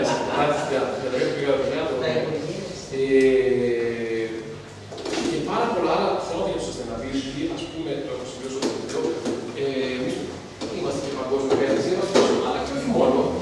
Προμηθεύουμε δηλαδή, έχουν αρχίσει πάρα πολύ μεγάλη ομιλή, προφανώς εγώ μεγαλύτερο από εμάς, τους προμηθεύουν να ζητάνε το ESG προφίλ σου. Και μπορεί τόσο το Θεό να μην χρειάζεται η εταιρεία χρήματα για να δανειστεί, οπότε να μην χρειάζεται τόσο πολύ τον bond, τον ίδιο bond, τον green bond και όλο αυτό, αλλά ένα προμηθευτή που μου ζητάει ποια είναι η απόδοσή σου στα ESG κριτήρια, δεν μου ζητάει μόνο καλή την πίστη και του λέω πάρε το report και να σε φορτώσουμε. Μου ζητάει να κάνω ένα rating μέσα από κάποιες πλατφόρμες που έχουν και παγκόσμιες και σου λέει μπες, συμπλήρωσε το ερωτηματολόγιο όπως το εκοβάδεις στην πλατφόρμα και αυτό είναι λίγο σκληρό από το άλλο αυτά που αναφέρθηκαν σήμερα. Και με όλα αυτά που μπορείτε να δείτε, εγώ αυτή τη στιγμή δυσκολεύω να περάσω τη βάση, οριακά. Δηλαδή είναι τόσο σκληρό για το θέμα και μου είναι προβληματικό. Ναι, αλλά εγώ θέλω και αυτά και αυτά και αυτά και αυτά. Ακόμα όλα αυτά είναι προαιρετικά ακόμα για μένα. Και το βάζω και στο τέλος, γιατί έτσι θα αρχίσει να πιέζεται όλη η αλυσίδα των μυθιστών σε όλα τα επίπεδα. Από αυτό που φτιάχνει κάτι πιο και κάτι πολύ μεγαλύτερο. Οπότε θα πάρα πολλά πράγματα που ακούσουμε σήμερα και μας περιέγραψε και πολύ ωραία. Θα τα συναντήσουμε όχι μόνο επειδή είμαστε μεγάλη διαστημένοι αλλά γιατί είμαστε προσεκτές σε κάποιον άλλο που είναι πιο μεγάλο και αυτό μας πιέζει να κάνουμε. Οκ, άρα τι έγινε το πρώτο μας λοιπόν το πλάνο το 21 με τα στοιχεία του 20. Το 21 και φέτος τώρα βγάλαμε το στοιχεία του 22. Είναι η τρίτη χρονιά που βγάζουμε sustainability report, report βιώσιμης ανάπτυξης. Τα πολλά αγγλικά δεν είναι επειδή είναι ψώνιο, είναι επειδή πάρα πολλά από αυτά, θα πούμε σε τρεις αγγλικά, να με συγχωρείτε. Το report το τελευταίο υπάρχει στο site μας, από κάτω, γιατί δεν έχει νόημα να κουβεντιάσω πολλά και ό,τι θα πω τώρα σε επόμενη επάνη δεν έχει στόχο να σας δείξω πόσο καλή είναι η εταιρεία, τότε σας παρακαλώ μην το πάρετε τόσο φιλοδοξική, απλά να σας δείξω πώς όλα αυτά που μας περιέγραψαν προσπαθήσαμε να τα φέρουμε σε χαρτί και στην πληροφορία. Θα προσπαθήσω να μείνω στις διαφάνειες στο πόσο δυσκολεύτηκε σε κάποια σημεία από αυτές τις διαφάνειες και ή εν πάση περιπτώσει προσπαθήσαμε να κρατήσετε λίγο το τι παρουσιάζει μια εταιρεία σε ένα ή τι θα εμφάνιζε μια εταιρεία σε ένα και μην το δείτε ότι δεν είναι κάποια διαφήμιση. Με τα παλιά. Με τα παλιά. Τα εύκολα. Τα εύκολα τα καινούργια και δεν ξέρω τι θα χάσουμε τα υπόλοιπα παλιά. Τώρα, ένα report, το καινούργιο μας report, δεν όντως δεν φαίνεται πολύ καλά.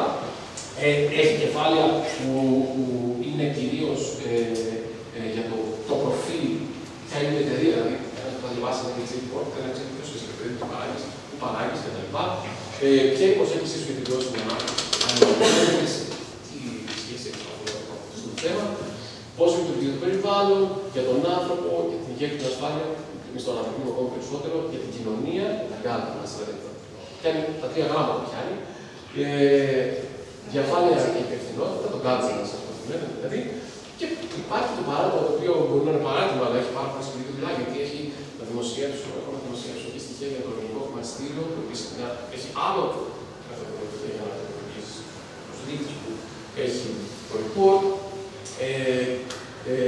Και επίσης εκεί είχε αναλυτικά όλα τα data που εσύ όμορφα και γραφειρά παρουσιάζει στις υπόλοιπες 180 σελίδες.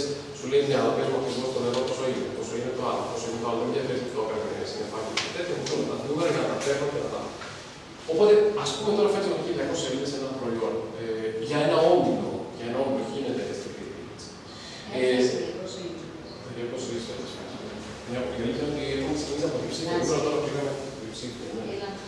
Εντάξει, εγώ ξαναλέω, δεν είναι για να δείτε την εταιρεία, πιθανόν πιο πολύ την ξέρετε.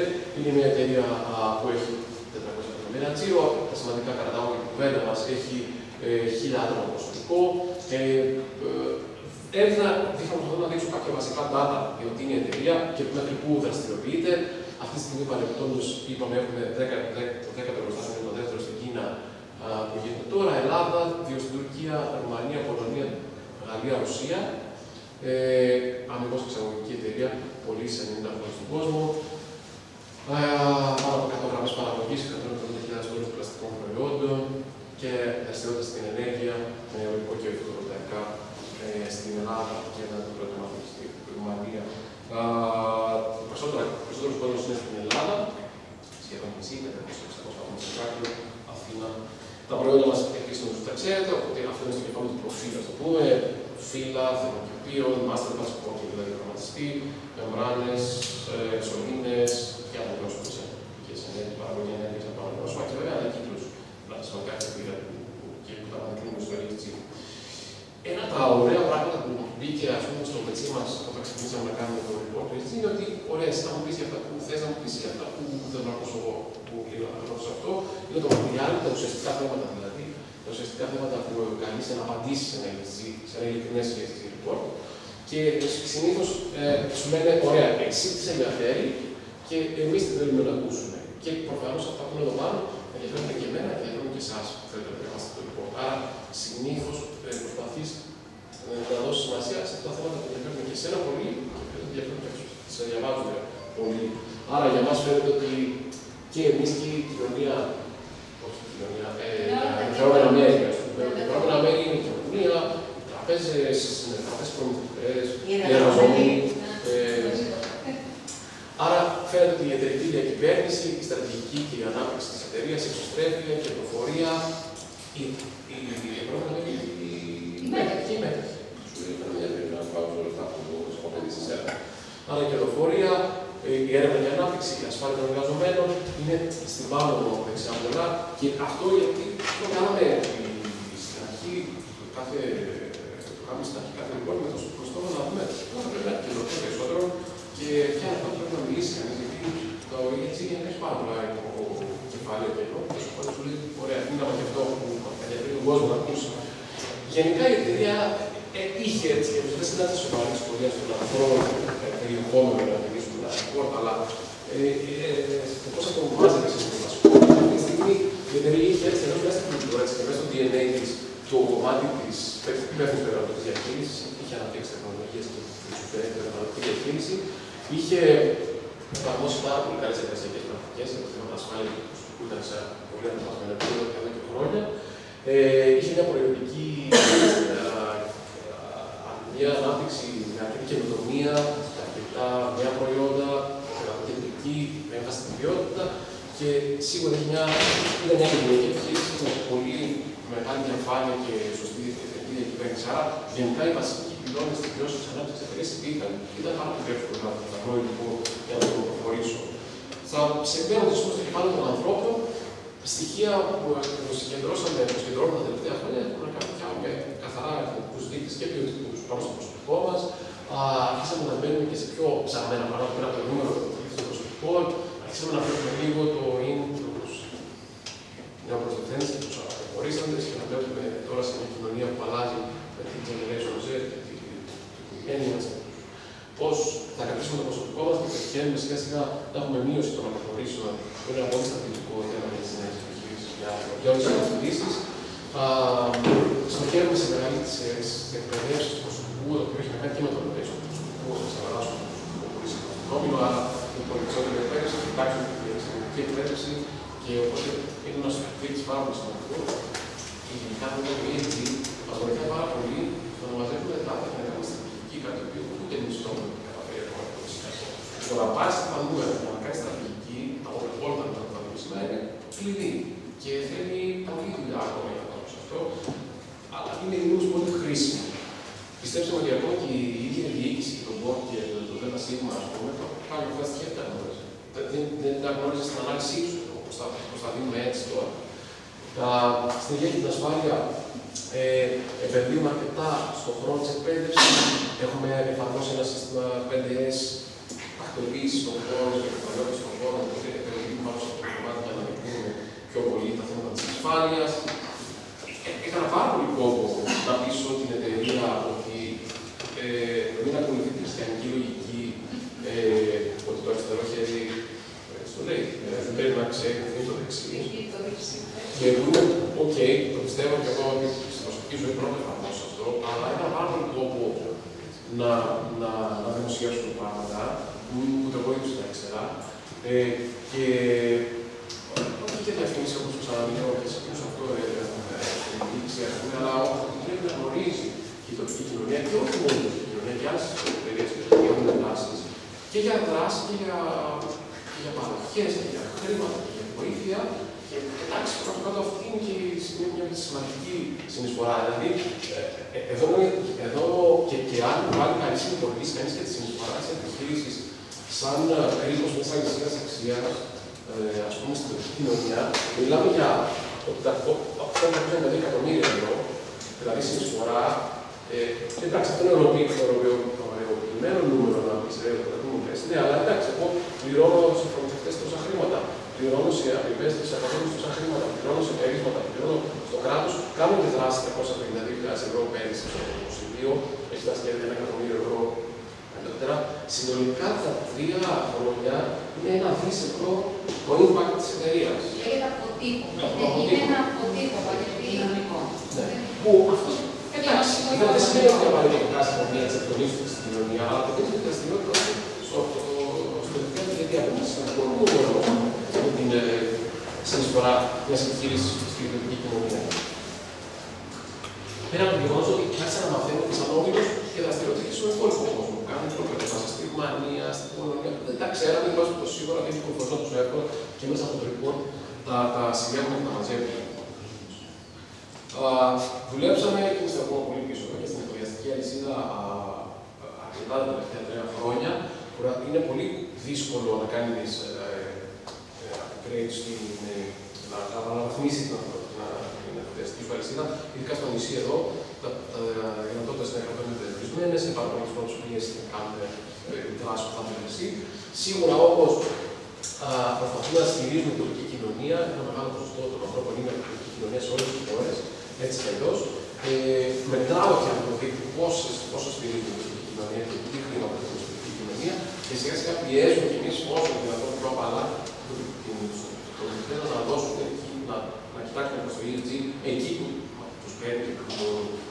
Μια μεγάλη δράση που κάναμε φέτος ήταν μια ενεργειακή κοινότητα για τους εργαζόμενους, δηλαδή ένα συνεταιρισμό των εργαζομένων για να παράξουμε ενέργεια από ανανεώσιμες πηγές ενέργειας και να ωφεληθούμε από τη μείωση της κατανάλωσης, του κόστους της κατανάλωσης της ενέργειας στα σπίτια μας. Άρα, όλοι οι εργαζόμενοι των πλαστικών Κρήτης ουσιαστικά τώρα έχουν δωρεάν και πλέον ελάχιστα στη ΔΕΗ μέσα από τα φωτοβολταϊκά που η εταιρεία του χρηματοδότησε και έφτιαξα. Είναι μια πάρα πολύ σημαντικά κοινωνική δράση. Με όφελος που έχουμε βάλει στην καθένα πάνω. Και περιβαλλοντική. Και περιβαλλοντική σίγουρα. Αν είναι 500 άνθρωποι τώρα, ουσιαστικά δεν πληρώνουν ρεύμα. Ό,τι αυτό μπορεί να σημαίνει στην κοινωνική γενιά κλπ. Είναι ένας πρωτοπόρος μιας γενικάς της εταιρείας. την εποχή που βιώνουμε με το ρεύμα να σου παίρνει το μισό μισθό. Ισχύει. Πράσινη ενέργεια. Νομίζω ότι θα γνωρίζετε όλοι ότι η εταιρεία έχει ανανεώσιμες πηγές, αιωλικά και φωτοβολταϊκά. Αυτή τη στιγμή δουλεύουμε με 122%, δηλαδή παράγουμε 100% ό,τι καταναλώνουμε και παραπάνω μας περισσεύει πράσινη ενέργεια από τα αιωλικά και φωτοβολταϊκά που έχουμε σε όλη την Ελλάδα. Και αυτό μας βοηθάει και να ρίξουμε το φανικό μας αυτοκίνημα σαν παραγωγή. Σε όλο τον κόσμο ή μόνο στην Ελλάδα? Στην Ελλάδα, σε όλο τον κόσμο, είναι το νούμερο 65%. 65%. Ένα νούμερο που δεν το έχω υπολογίσει. Δηλαδή, κάνουμε μόνο και ένα μεγάλο φωτοβολταϊκό στη Ρουμανία, αλλά όλη η κατανάλωση του ομίλου σε σχέση με την παραγωγή που έρχεται μόνο από την Ελλάδα στην Ελλάδα. Μόνο εδώ είναι 50-60%. Τώρα και αυτό πάρα πολύ δυνατό. Στην Ελλάδα είναι 100%, δηλαδή υπερβαίνουν. Δηλαδή, ψηφίζετε ή το πουλάτε? Όχι, δυστυχώς δεν το ψηφίζουμε. Δεν το ψηφίζουμε, ουσιαστικά το πουλάμε και εδώ αυτό που σας δείχνω είναι ισολογισμός.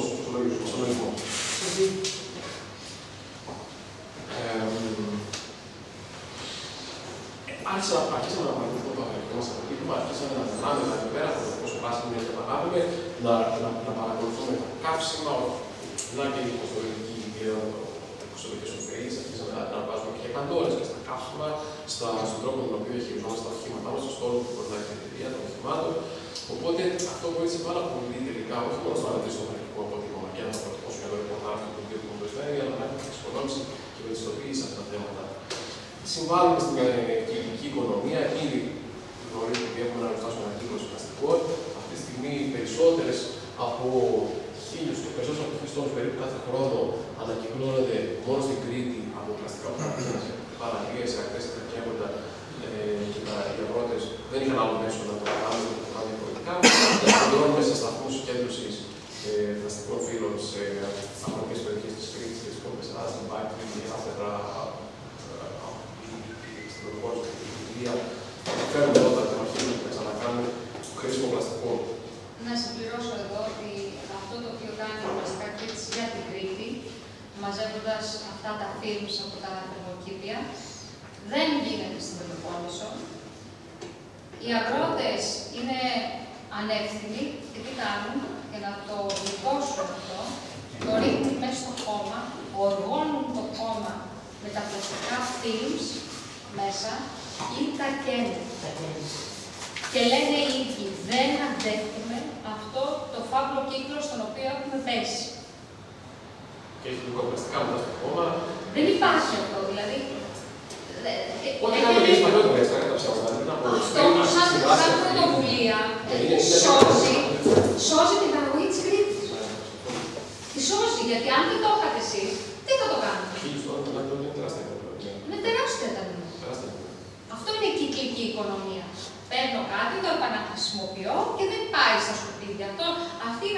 $1.000 τώρα από φύλλα, $5.000 στο επίπεδο του άλλου πλαστικά που μπορεί να χρησιμοποιηθούν αυτά τα συγκεκριμένα. Μας έβαλε και σε καλούπι όλη αυτή η ιστορία και για το θέμα της διακυβέρνησης. Εντάξει, είμαστε ένας μεγάλος οργανισμός, είχαμε πολιτικές, είχαμε διαδικασίες, αλλά κάτσαμε πια και φτιάξαμε ένα σκασμό καινούριες διαδικασίες που έχουμε να κάνουμε και τα πράγματα. Αλλιώ μπορεί να μην τα σκεφτόμαστε τόσο πολύ έντονα και λέγαμε εντάξει, μόνο τώρα ξέρω εγώ τι να φτιάξω τώρα ένα ξέρω εγώ. Πολιτική αποδοχών. Πολιτική αποδοχών. Εντάξει, τώρα η Καταρίνα να δώσει το μισθό σου κτλ. Αλλά δεν είχαμε πολιτικές ή δεν είχαμε ξέρω εγώ σύγκρουση συμφερόντων. Εντάξει, ξεκίνησαμε και χτίσαμε λοιπόν κάτι τέτοιες διαδικασίες. Τόσο πράγματα που ήταν μόνο όφελος είχαν. Πρόσθεσα κάποια γραφειοκρατία, αλλά άρχισα να ξεκαθαρίζω κάποια πράγματα και ειδικά τώρα που η εταιρεία είναι 50 χρονών. Τώρα που φεύγουν κάποιοι παλιότεροι και αρχίζει και παίρνουν νέα άτομα που θέλουν να δουν πού έχω έρθει, τι γίνεται εδώ μέσα. Υπάρχει ξεκάθαρο που γίνεται εδώ μέσα. Τώρα πλέον που οι γενιές ψάχνουν άλλα πράγματα, είναι ένα οπότε επίσης είναι πολύ πολιτικό. Οπότε νομίζω ότι μόνο καλό μας έκανε το γεγονός ότι φέραμε καινούριες πολιτικές και καινούριες διαδικασίες, το να κάνουμε το κάδρο μας με την κυβέρνηση.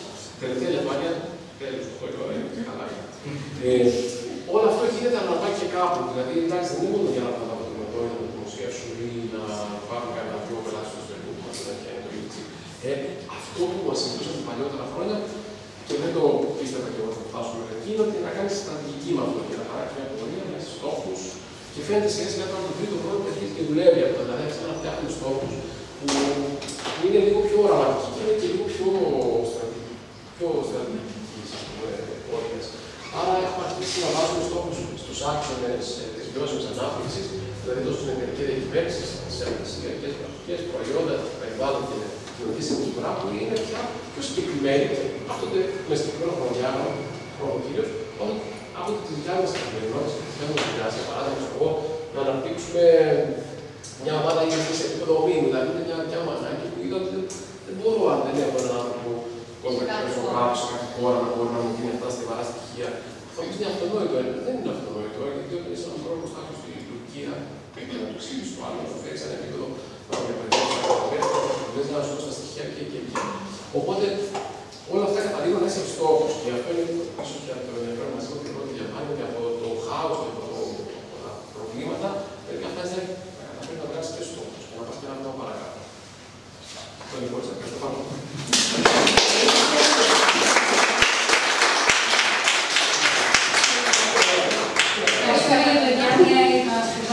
Από τα κλασικά κριτής. Έχετε κάποιες ερωτήσεις, έχουμε εδώ πέρα δύο μικρόφωνα για να ακούγεστε. Θέλετε, νομίζω ακούμε. Ακούγεστε, εντάξει.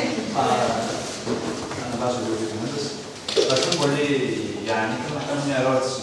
Φαίνεται ουσιαστικά μετά από τις προηγούμενες παρουσιάσεις πώς όλα αυτά τα στοιχεία συγκεντρώνονται σε αυτό το report. Αυτό εγώ πρέπει η θετική του διάσταση είναι ότι βοηθάει στην παράδοση στο στρατηγικό σχεδιασμό της εταιρείας. Με στοιχεία που μέχρι πότινος όχι δεν τα είχαμε, δεν τα φανταζόμαστε. Ακριβώς. Από την άλλη, θέλω να ρωτήσω το εξής. Αυτά ουσιαστικά τα στοιχεία πόσο καταφέρνουμε εν ολίγης και τα συγκεντρώσουμε και τα δημιουργήσουμε, αποτυπώνουν τον τρόπο με τον οποίο διαχειριζόμαστε το ESG. Δεν θα πρέπει να υπάρχει μέσα και το στοιχείο της επίδοσης, δηλαδή πόσο καλά είναι αυτά τα νούμερα, πού υπερτερούμε ή πού υστερούμε. Π.χ. να υπάρχει κάποιο benchmark. Αυτό συμβαίνει μετά ή θα προκύπτει στο ESG rating που θα μου ζητήσει ένας προμηθευτής, για παράδειγμα. Ναι. Δηλαδή, πόσο ραλεβαίνει, πού είναι τα θετικά μας σημεία, πού είναι οι αδυναμίες μας, πού υστερούμε, πώς προηγήσετε αυτό. Πολύ σωστό. Αυτό εγώ μέχρι τώρα έχω δύο τρόπους να το κάνω. Πρώτον, να το πάρω από κάποια διεθνή βάση, πόρτα ή από συνεργάτες. Και τώρα είναι ωραία, πού είναι τώρα. Και δεύτερον, τα διεθνή, αυτά τα πόρτα που στην έπρεπε να μας κάνουν ESG rating, ας πούμε το Ecovatis, να καταβάσουν απευθείας με βάση στο sector, στον κλάδο. Απευθείας. Δηλαδή, αυτό που σας έλεγα, δεν περνάω τη βάση σε σχέση με το plastic manufacturing global. Τα οποία μια στιγμή μπορεί να σας αγοράσουν κάποιους προμηθευτές. Εμένα με σκόπευε τρεις προμηθευτές που μεγάλες προμηθευτικές. Παρακάτω, θα συνεχίσουμε. Όχι, δεν είναι μόνο αυτό, είναι και οι νομοθεσίες. Όπως αλλάζουν οι νομοθεσίες και επιβάλλουν ουσιαστικά, ας πούμε, την καινούργια νομοθεσία, γίνεται benchmarking. των εταιρείων. Θα έχουν όλοι ένα κοινό πρότυπο, οπότε θα ξέρουμε όλοι τι σημαίνει το CO2 για αυτή την εταιρεία. Για αυτή την εταιρεία θα είναι όλα με τη ίδια βάση. Οπότε υπάρχει αυτό το benchmarking. Όμως η ουσία στο sustainability είναι η βελτίωση. Δηλαδή, εσύ συγκρίνεσαι με τον εαυτό σου την προηγούμενη χρονιά. Δεν συγκρίνεσαι και με τον ανταγωνισμό. Οι εταιρείες κάνουν benchmarking, είναι μέσα στη διαδικασία. Εμείς ως consultant κάνουμε αυτή τη δουλειά που μας ζητάνε και κάνουμε ένα sector analysis που λέμε και βλέπουμε τι γίνεται με τον ανταγωνισμό. Οπότε, ναι, γίνεται ένα benchmarking είτε από consultant είτε από την εταιρεία, αλλά και εσύ ο ίδιος συγκρίνεσαι με τον εαυτό σου την προηγούμενη χρονιά. Πόσο καλά τα πήγες φέτος και πόσο καλύτερα θα τα πας στον χρόνο. Και εν τέλει στα 10 χρόνια που κάνεις αυτή τη δουλειά, πόσο καλύτερα έχεις πάρει. Πάντως είναι και το χρηματιστήριο αυτό να τους αξιολογεί. Ναι, αν είναι σωστό και αυτό το χρηματιστήριο, παλιότερα τους έστειλε ένα Excel, τώρα τους στέλνω ένα αυτοματοποιημένο Excel και αμέσως που κάνουν rating που είναι σε σχέση. 3 χρόνια. Το παλιότερα που λες είναι μέσα στα τελευταία 3 χρόνια, δεν είναι πολύ παλιότερα. Αλλά η αυτοδιάγνωση είναι πολύ ενδιαφέρον αυτό που λέει δηλαδή ο Μαρπάρα. Εγώ βλέπω ότι σίγουρα θα ήθελα να βρω όμως ένα πιο ξανά σε έφυγε όπως είναι κάτι μεγαλύτερες. Αλλά εντάξει, αυτό το κοιτάς. Αλλά στην πραγματικότητα βλέπεις τον εαυτό σου πώς πάει σε σχέση με το πώς ήσουν. Και εντάξει, το στόχο σου μπορεί να το βάλεις εκεί που είναι το sector, που είναι ο κλάδος. Πολύ ωραία, ευχαριστώ. Να ρωτήσω εγώ κάτι άλλο. Λοιπόν, όλα αυτά σε επίπεδο εταιρικό δικό σας. Σε κρατικό επίπεδο υπάρχει κάποιος φορέας αντίστοιχος που θα μπορεί να καθοδηγεί τις εταιρείες. Να καθοδηγεί. Εννοώ ότι εσείς Το κράτος βγάζει μόνο νόμους. Τα επιμελητήρια, δεν είναι ένας Το κράτος τρόπος. βγάζει τους νόμους και έχει, όπως λέει η Βαρβάρα, τα διαφορετικά επιμελητήρια στην Αθήνα την Κορδέα, που κάνει συνέχεια ενημερώσει, και οι τοπικές, ας το πούμε, οργανώσεις των επιχειρήσεων. Δεν οργανώνει. Βέβαια, υπάρχουν κάποια υπουργεία που είναι πιο πρωτοποριακά από κάποια άλλα. Αναμένουμε. Εγώ θεωρώ ότι θα γίνει πιο ανοιχτό και το κράτος προς αυτή την κατεύθυνση. Να προκαλεί το ενδιαφέρον ότι κάποιες υπηρεσίες σύνταξης θα ενταχθούν από τις πρώτες. Δεν μπορούμε να φανταστώ ότι δεν πετάει, ας πούμε, να μπορούμε να δουλέψουμε το καταφέρουμε. Γιατί αν δει κάποια στα ποσά, τις επιδόσεις τους, οι οποίες είναι... Έχετε δίκιο στο sustainability report της ΔΕΗ. Βγάζει όπως αυτό το report που σας έδειξε ο Γιάννης, έχει και η ΕΙΔΑ και η ΔΕΗ. Έχει αναλυτικά του τι κάνει για το περιβάλλον. Μια ερώτηση που θα έκανα εγώ είναι η εξής. Αναρτάς τεκμήρια για αυτά που πληρώνεις. Προφανώς. Πώς λοιπόν, ανέφερε εδώ η κυρία Φικράκη, 2 υπηρεσίες του δημοσίου, έτσι, που οι υπηρεσίες τους είναι χαμηλά το επίπεδο. Δεν ξέρω πώς είναι να βγαίνουν υψηλά στα rates, ας πούμε. Προκαλεί εντύπωση. Εγώ είμαι από πρώτο πιστοποιήσεων, οπότε πραγματικά. Ποια rates? Και οι δύο, την ΔΕΗ και την ΕΙΔΑ. Και οι δύο τα report που βγάζουν καλούν επαληθευτή να δει ότι αυτά που γράφουν είναι αληθή. Και παίρνει κοινωνικό. Όχι, δεν κάνει αυτό. Αυτό Απλά που έρχεται ο ελεγκτής, γιατί και εκεί είναι ο εργοδός ελεγκτής, έρχεται και βλέπει. Η ΔΕΗ λέει ότι έχω τόσες κιλοβατόρες ρεύμα χαρίσει, γιατί έχει χαρίσει τώρα σε ευάλωτα, πώς το λένε, νοικοκυριά κτλ. Έρχεται λοιπόν πώς το λένε, ο εργοδός και βλέπει, δείξουμε τα τιμολόγια, μήπως λες ψέματα. Οπότε και οι δύο, επειδή ακριβώς υπάρχει αυτή η ερώτηση, αν λένε αλήθεια στους απολογισμούς τους, έχουμε κάνει αυτή. Πάντως η ΔΕΗ, έτσι, γιατί το πιο καλό σε αυτούς τους απολογισμούς είναι η διαφάνεια. Σου λέει πρέπει να μου πεις και τα αρνητικά και τα θετικά. Μπείτε μέσα στις ΔΕΗ τον απολογισμό και λέει τα πρόστιμα που τρώει από το κράτος για παραβίαση λόγω εκπομπών, λόγω διαφόρων. Βασικά έχει πειράξει αρκετά το περιβάλλον. Νομίζω ότι μας μεταφέρει όμως το πρόστιμο. Α, καλά, αυτό είναι η τιμολογία της πολιτικής. Αυτό είναι η τιμολογία και η πολιτική. Όσο γίνεται πιο ενημερωμένος ο πολίτης και ο καταναλωτής, να μπορεί να επιδιώκει και επικοινωνία, τώρα είπατε, μα πώς η ΔΕΗ. Όσοι καταναλωτές επιτροπές επικοινωνούν γραπτώς και επιδιώκουν επικοινωνία με τη ΔΕΗ και να κάνουν παράπονα επίσημα. Οι περισσότεροι βρίζουμε και το κλείνουμε. Δεν κάνουμε επίσημα παράπονα. Σε λίγο θα είναι υποχρεωμένη η ΔΕΗ με την καινούργια νομοθεσία να αναφέρει τον ακριβή τρόπο που κάνει διάλογο με τους πελάτες της. Να φαίνεται αν κάνει όντως διάλογο, να φαίνεται αν παίρνει feedback με την καινούργια νομοθεσία, που σε αυτή την περίπτωση είναι ευνοϊκή για εμάς τους καταναλωτές, η συγκεκριμένη νομοθεσία.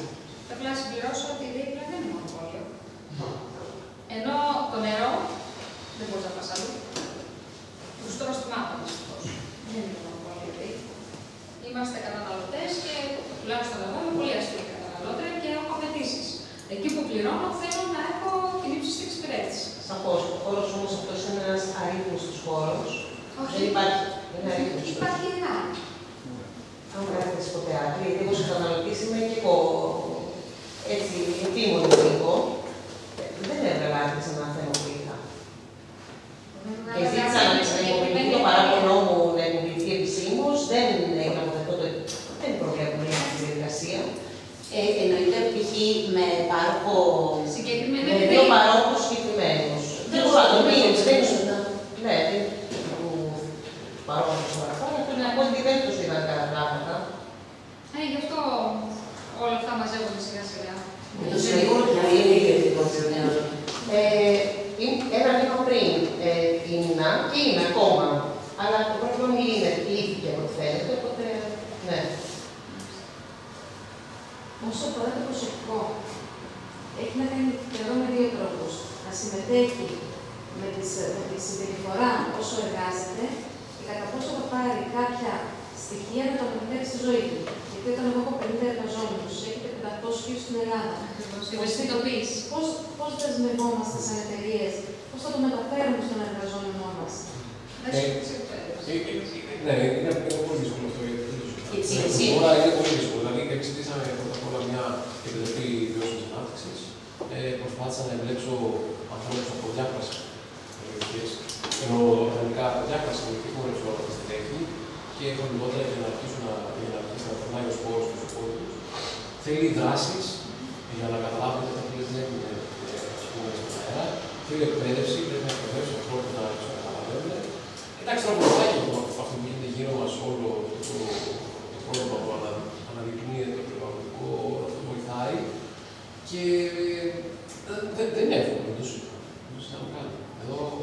Κυρίως όμως συμμετέχουν στην υλοποίηση των όλων αυτών και αυτό αλλάζουν και οι ίδιοι. Η Επιτροπή δηλαδή Βιώσιμης Ανάπτυξης είναι μια καλή δουλειά, βοηθάει πολύ. Αλλά δεν πιστεύω ότι υπάρχει το πολύ one-man show, μόνο υπάρχει. Δεν έχουμε βρει το σώμα ακόμα, δηλαδή 3 χρόνια μετά ακόμα παλεύουμε, δεν μπορώ να το δώσω. Αλλά υπάρχει βελτίωση, αυτό που λέγαμε πριν, βλέπω βελτίωση. Η σύνδεση με την εταιρική κοινωνική ευθύνη. Οι δύο όροι. Αυτή ήταν η αρχική προσέγγιση και σε επίπεδο Ευρώπης μιλούσαν για εταιρική κοινωνική ευθύνη, την έννοια, το CSR. Αλλά επειδή παρεξηγήθηκε, όπως ακριβώς είπε ο Γιάννης, πολλοί νόμιζαν ότι είναι οι δράσεις που κάνεις με την τοπική κοινωνία, επειδή είχε τη λέξη κοινωνική ευθύνη, και σου λέγανε εγώ δεν κάνω χορηγίες, δεν κάνω αρκετές. Δηλαδή παρεξηγήθηκε αυτός ο όρος. Οπότε έχει εγκαταλειφθεί και πλέον είμαστε στο ESG ή στο sustainability που είναι αειφορία βιώσιμη ανάπτυξη. Πάντως είναι το ίδιο πράγμα. Corporate Social Responsibility είναι το όχημα για να μπορέσουμε να επιτύχουμε τη βιώσιμη ανάπτυξη. Κάνουμε δράσεις εταιρικής κοινωνικής ευθύνης για να επιτύχουμε τη βιώσιμη ανάπτυξη. Γιατί έχουμε ευθύνη και απέναντι στο περιβάλλον. Ακριβώς. Και η εταιρική κοινωνική ευθύνη στους εργαζόμενους, γι' αυτό είναι η εταιρική κοινωνική ευθύνη. Όλα αυτά είναι η εταιρική κοινωνική ευθύνη. Και όταν ονομάζουμε διαφορετικά για να μην υπάρχει αυτή η παρεξήγηση. Γιατί κάποιοι νόμιζαν ότι είναι οι χορηγίες μόνο. Αυτό νόμιζαν. Ενώ δεν είναι. Άρα η εταιρική κοινωνική ευθύνη, όπως τη γνωρίζουμε, είναι το ίδιο. Και μπορεί να γίνει ένα εργαλείο. Ακριβώς. Για να επιτύχεις τη βιώσιμη ανάπτυξη. Αυτό λένε το όχημα. Αφού ο διεθνής οργανισμός, μάλλον ο ευρωπαϊκός οργανισμός ήταν Corporate Social Responsibility Europe, CSR Europe, και άλλαξε σε Corporate Sustainability and Responsibility, έφυγε το social. Γιατί με το social στη μέση νομίζαμε ότι ήταν κοινωνικές δράσεις. Οπότε το CSR είναι Corporate Sustainability and Responsibility. Σε αυτό το ΕΣ που αναφέρουμε συνέχεια, το ΕΣ έχει από κάτω τους εργαζόμενους, το health and safety, έχει την κοινωνία, έχει τα human rights και την προοδευτική αλυσίδα, τους customers, τα προϊόντα. Είναι όλο αυτό το κομμάτι. Γι' αυτό λέμε ότι το ΕΣ είναι το πιο δύσκολο από τα τρία.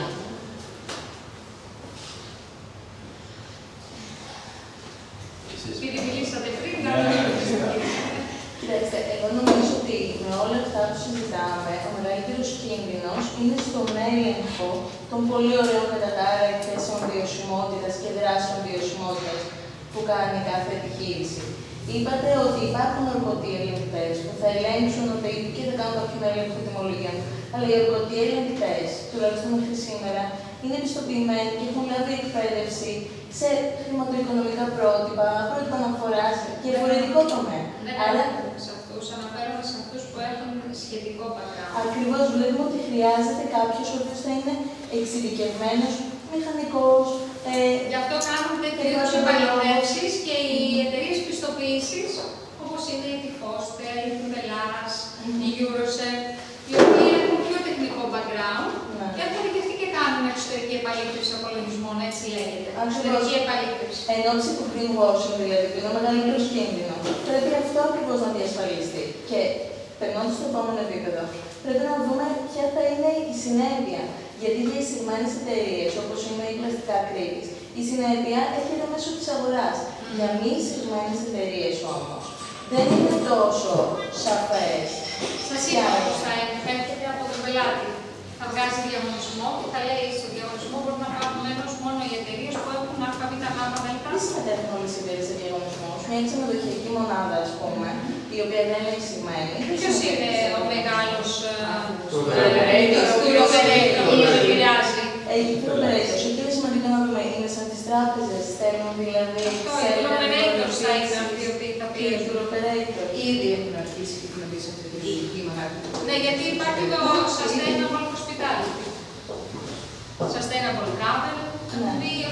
Σαν τάση. Σαν megatrend. Είναι αυτό το megatrend. Αλλά μην ξεχνάμε ότι υπάρχει τώρα και η παγκοσμιοποίηση και η πληροφόρηση και η τεχνολογία και ο καθένας από εμάς γίνεται stakeholder. Δηλαδή, εσύ η ίδια μπορείς να πας και να σε μια ξενοδοχειακή μονάδα και να κάνεις παραπονό σου και να ορατό. Ναι, πολύ. Και όταν είτε για καλό είτε για κακό, αγοράζεις ένα προϊόν, πας και διαβάζεις reviews. Μπορεί, αν διαβάσει 130 και είναι όλα καλά, δεν μπορεί να είναι όλα ψεύτικα. Υπάρχει μια ενημέρωση και μια διαφορετική κρίση. Αυτό που είπατε πριν με την επαλήθευση, ότι είναι υποχρεωτική επαλήθευση, και εμείς ως πολίτες μπορούμε να κάνουμε επαλήθευση. Γιατί μπορεί τα πλαστικά κρίτες να λένε ότι εγώ είμαι υπεύθυνη εταιρεία, αλλά εγώ δεν μπορώ να καταλάβω αν είμαι υπεύθυνη, μπαίνοντας στην ιστοσελίδα της εταιρείας. Φαίνεται σιγά σιγά ενημερωνόμαστε και εκπαιδευόμαστε όλοι. Αυτός είναι ο στόχος. Και εσείς ίδια, αν θέλετε, μπορείτε να πάτε να ελέγξετε όποια επιχείρηση επιλέξετε. Φαίνεται από την ιστοσελίδα, από το report, σιγά σιγά και είστε πιο έμπειρος αναγνώστης και χρήστης. Αυτός είναι ο στόχος. Και να πούμε εδώ ότι η CSRD, η καινούργια νομοθεσία, ξεχωρίζει τους stakeholders από τους χρήστες. Δηλαδή, όλους εμάς που θα είμαστε χρήστες ενός report, μας θεωρεί ξεχωριστό stakeholder. Από ότι τον εργαζόμενο έχει αρχίσει και πηγαίνει προς τα εκεί το όλο θέμα. Επιλέγουν και θέλουν να είμαστε ενημερωμένοι στις επόμενες γραφείες. Θέλει πάρα πολύ δουλειά αυτό για να γίνει και ιδιαίτερα σε μια χώρα σαν την Ελλάδα. Πολύ ενημέρωση. Και όπως είπε ο κ. Σωσπιτάκης, είναι πάρα πολλά δεδομένα τα οποία υπήρχαν στην αγορά της επιχειρήσης, τα οποία προερχόταν είτε από το κομμάτι των οικονομικών καταστάσεων, από μηχανολογική πλευρά, από κανείς δεν τα έχει μαζέψει, δεν τα έχει συγκεντρώσει και δεν τα έχει αξιολογήσει. Όλα αυτά τα στοιχεία υπάρχουν σε όλες τις εταιρείες. Ή υπάρχουν διάσπαρτα που, όπως το λέτε, είναι διάσπαρτα. Δεν τα έχουν αξιολογήσει γιατί το σπίτι δεν ήξερε η διοίκηση. Η διοίκηση δεν έχει τη συνολική εικόνα. Ακριβώς αυτό που θέλω να επισημάνω σε σχέση με αυτά που είπε ο κ. Σωσπιτάκης, κατάλαβα που προέρχονται από την πλευρά των οικονομικών καταστάσεων κλπ. Δείκτες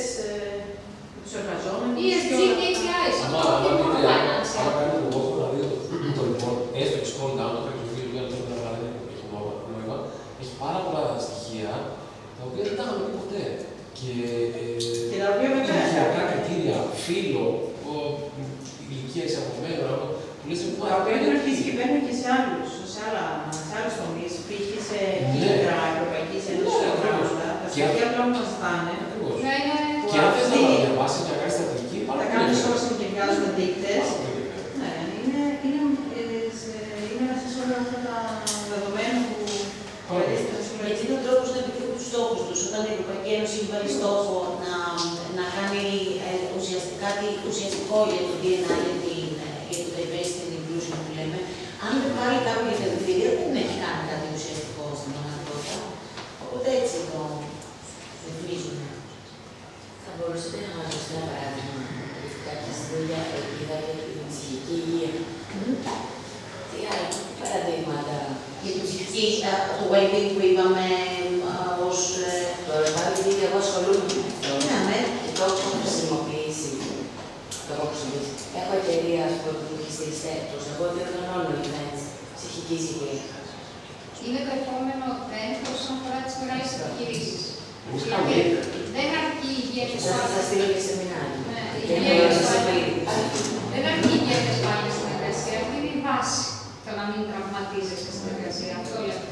Και τώρα τι κάνεις για να βοηθήσεις τον εργαζόμενο να έχει work-life balance. Εγώ έχω εταιρεία που έστειλε σε event, σε retreat, ας πούμε, στέλεχος, ακριβώς γι' αυτό, με βάση το τυπικό εδώ κατά πόσο μπορώ να χρησιμοποιήσω. Ναι, είναι στο πλαίσιο του sustainability. Εμείς τώρα ακούμε και αυτά τα δύο. Εμείς δηλαδή είδαμε ότι έχουμε αρκετά θέματα μυοσκελετικά. Κάναμε τεχνικές εκφράσεις, αλλά το 23, από το Μουσείο του Χώρου δηλαδή, κάνουμε εργονομικά σεμινάρια, ακόμα και στο κέντρο του γραφείου, και κάνουμε και yoga retreat σε πάλι στο γραφείο, γιατί θέλαμε να ενισχύσουμε λίγο το κομμάτι της ψυχικής υγείας. Οπότε καταλάβαμε ότι αυτά είναι μέσα στην κριτική. Δεν είναι. Δεν το ξέρω. Οι νέες γενιές των 25 φεύγουν για οποιοδήποτε λόγο που δεν φεύγουν για επιχείρηση. Κάνεις τα πάντα για να καταλάβεις.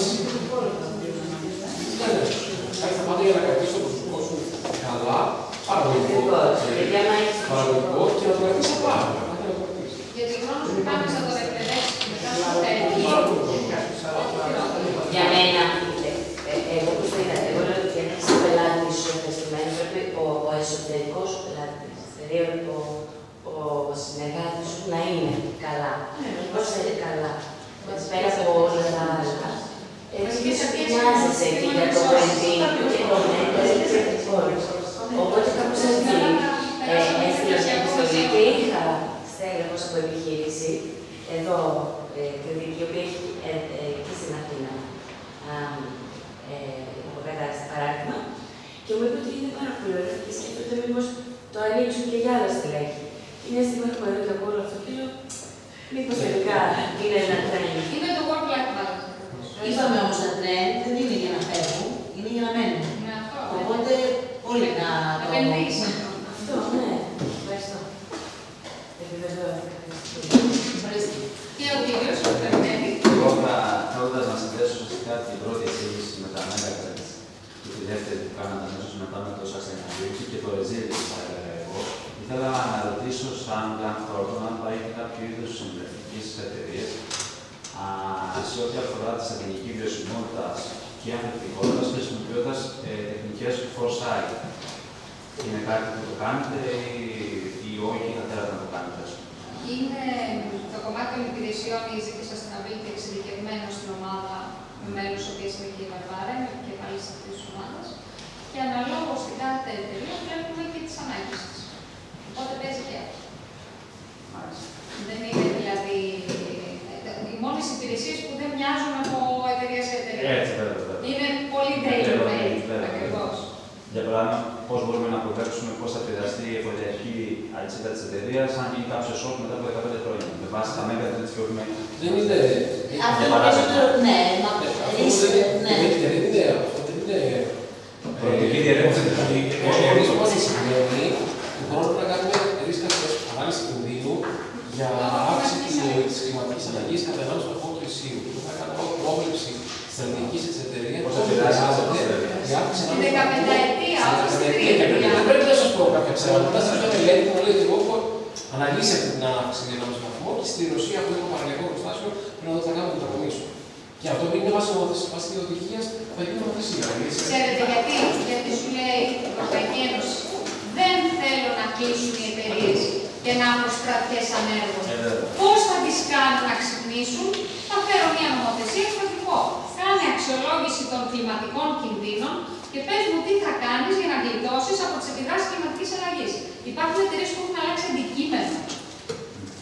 Έχουν αλλάξει έδρα, έχουν αλλάξει γιατί σου λέει εγώ δεν θα επιβιώσω μετά από 15 χρόνια αν συνεχίσει αυτή η τάση. Και σου λέει δεν το κάνεις μόνος σου, γιατί καμία εταιρεία, μάλλον στην Ελλάδα ένα μεγάλο ποσοστό των επιχειρήσεων δεν κάνει κάτι να δεν γίνει νομοθεσία. Αφού δεν το κάνεις μόνος σου, πάλι μια νομοθεσία, για να μπορέσεις να το κάνεις. Έτσι το πάει. Βάσει της καινούργιας νομοθεσίας της CSRD και της εκθέσης βιωσιμότητας, μπορούμε να σας πούμε με σιγουριά ότι τα επόμενα χρόνια όλες οι εταιρείες θα πρέπει να κάνουν risk assessment, impact assessment, materiality assessment και όλα αυτά τα assessments για να καλύψουν αυτό το πρόβλημα. Πολύ σημαντικό. Ναι. Μπορεί να είναι δύσκολο στην αρχή, αλλά εμείς που είμαστε του συγκεκριμένου, ναι, σας λέω ότι είναι πολύ χρήσιμα εργαλεία, απλά θα πρέπει να έχουν κάποια ουσία, όχι να γίνονται απλά για να περάσει ένα report, να αξιολογούνται, να πηγαίνουν στην πόλη. Το βασικότερο, να δεν υπάρχει διοίκηση και δεν είναι δεσμευμένη, τίποτα από όλα αυτά που λέμε. Δεν έχει ουσία και αξία. Ένα κάτι που ακούω συχνά παλιότερο στο risk analysis, έχουμε λάβει υπόψη εκτάκτο, γιατί πρέπει να λαμβάνει τα έκτακτα γεγονότα, δεν είναι μόνο το έκανα 31-12 που η ανάλυση τελείωσε, ότι για παράδειγμα τις πλημμύρες. Γιατί θα πρέπει να προβλέψεις ότι τα υλικά που χρειάζεσαι στην Κρήτη από πώς τα λαμβάνεις, τι συμβαίνει, θα αυξηθούν οι τιμές στα προϊόντα τα καταναλωτικά, στην τροφή, πώς επηρεάζει το πελατολόγιό μου. Όταν λοιπόν έκανα μια συζήτηση, όχι σαν αυτό το περιβάλλον, γύρισε ένας επιχειρηματής και λέει: τι αυτό που είναι να συμβεί για όλους, θα συμβεί για μας. Τι είναι αυτό, μάλλον δεν είναι λύση. Είναι το σοκ αυτό. Σου λέει αυτό θα γίνει μια φορά. Εντάξει, θα το καλύψουμε μια χρονιά. Δεν σκέφτεται ότι αυτό μπορεί να γίνει όμως η πρακτική του μέλλοντος. Δεν είναι το μία φορά. Το μία φορά την γλιτώνεις. Πατένεις μια μικρή ζημιά, την ξεπερνάς. Εδώ πέρα έρχονται συνέχεια προβλήματα. Δηλαδή κλείνεις τα μάτια σου προβλήματα που έρχονται. Επειδή είναι για όλους, δεν είναι μόνο. Ναι, ο συγκεκριμένος εργοδότης ή ο μέλος του διοικητικού που αναφέρεται, όμως στην επόμενη δεκαετία ή 20ετία δεν έχει με κάποιον να δουλεύει. Γιατί οι καινούργιες γενιές αυτό δεν το ασπάζουν.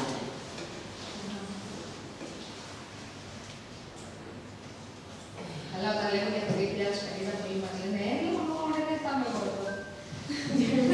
Ναι, λέει το 2050. Θα τα παιδιάς όμως ρε φίλε. Έτσι δεν θα έπρεπε να γίνει καμία πολιτική μακροπρόθεσμα. Θα έπρεπε να είναι ισότητα. Καλά, εδώ η Τζέρμα το 2030 Τους φαίνεται μακρινή, ναι. Η Ελλάδα πάντως έχει ένα μαγικό τρόπο. Εγώ είμαι από το πρώτο πιστοποιήσεων και τον αγροτικό τομέα. Στον αγροτικό τομέα τουλάχιστον, να χρειώνει τις ευρωπαϊκές νομοθεσίες με τον χειρότερο τρόπο. Έτσι. Δεν θα τα ανοίξω πιστό, όχι. Αλλά, εν πάση περιπτώσει, είναι μια πραγματικότητα αυτή και είναι και η πρόκληση της επόμενης, ας πούμε, τετραετίας τουλάχιστον. Πώς μεταβάλλεται αυτό το transport, ας πούμε, στην ελληνική πραγματικότητα. Μήπως ο αγροτικός τομέας δεν είναι οργανωθεί λίγο. Αυτό λέει, δεν υπάρχει έλεγχος, δεν έχει πίεση. Να οργανωθεί εσωτερικά εννοώ, να υπάρχει κάποιος. Αυτό είναι θέμα για την ολόκληρη. Η μερίδα. Μερίδα. Τι είναι, όχι η μερίδα. Τι. Εκείνο που έχει το πρόβλημα ότι το 95% των πραγμάτων και αγαθών που χρειαζόμαστε έχει αφιτερία τον αγροτικό τομέα. Και συζητάμε για αγρότες και προσωπικό που ασχολείται στον αγροτικό τομέα, οι οποίοι έχουν φτάσει να ντρέπονται που ασχολούνται με αυτό. Και να μην τα έχουν λίγη όρεξη. Οπότε πώς να το αναπτύξεις, τι να κάνεις. Πέρα από το θέμα της για το υπάρχει μια γύρωση.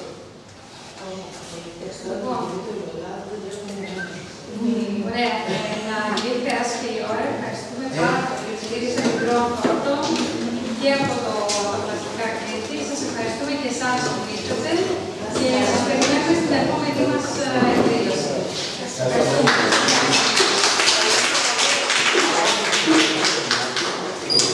Υπάρχει κάποιος που δεν έχει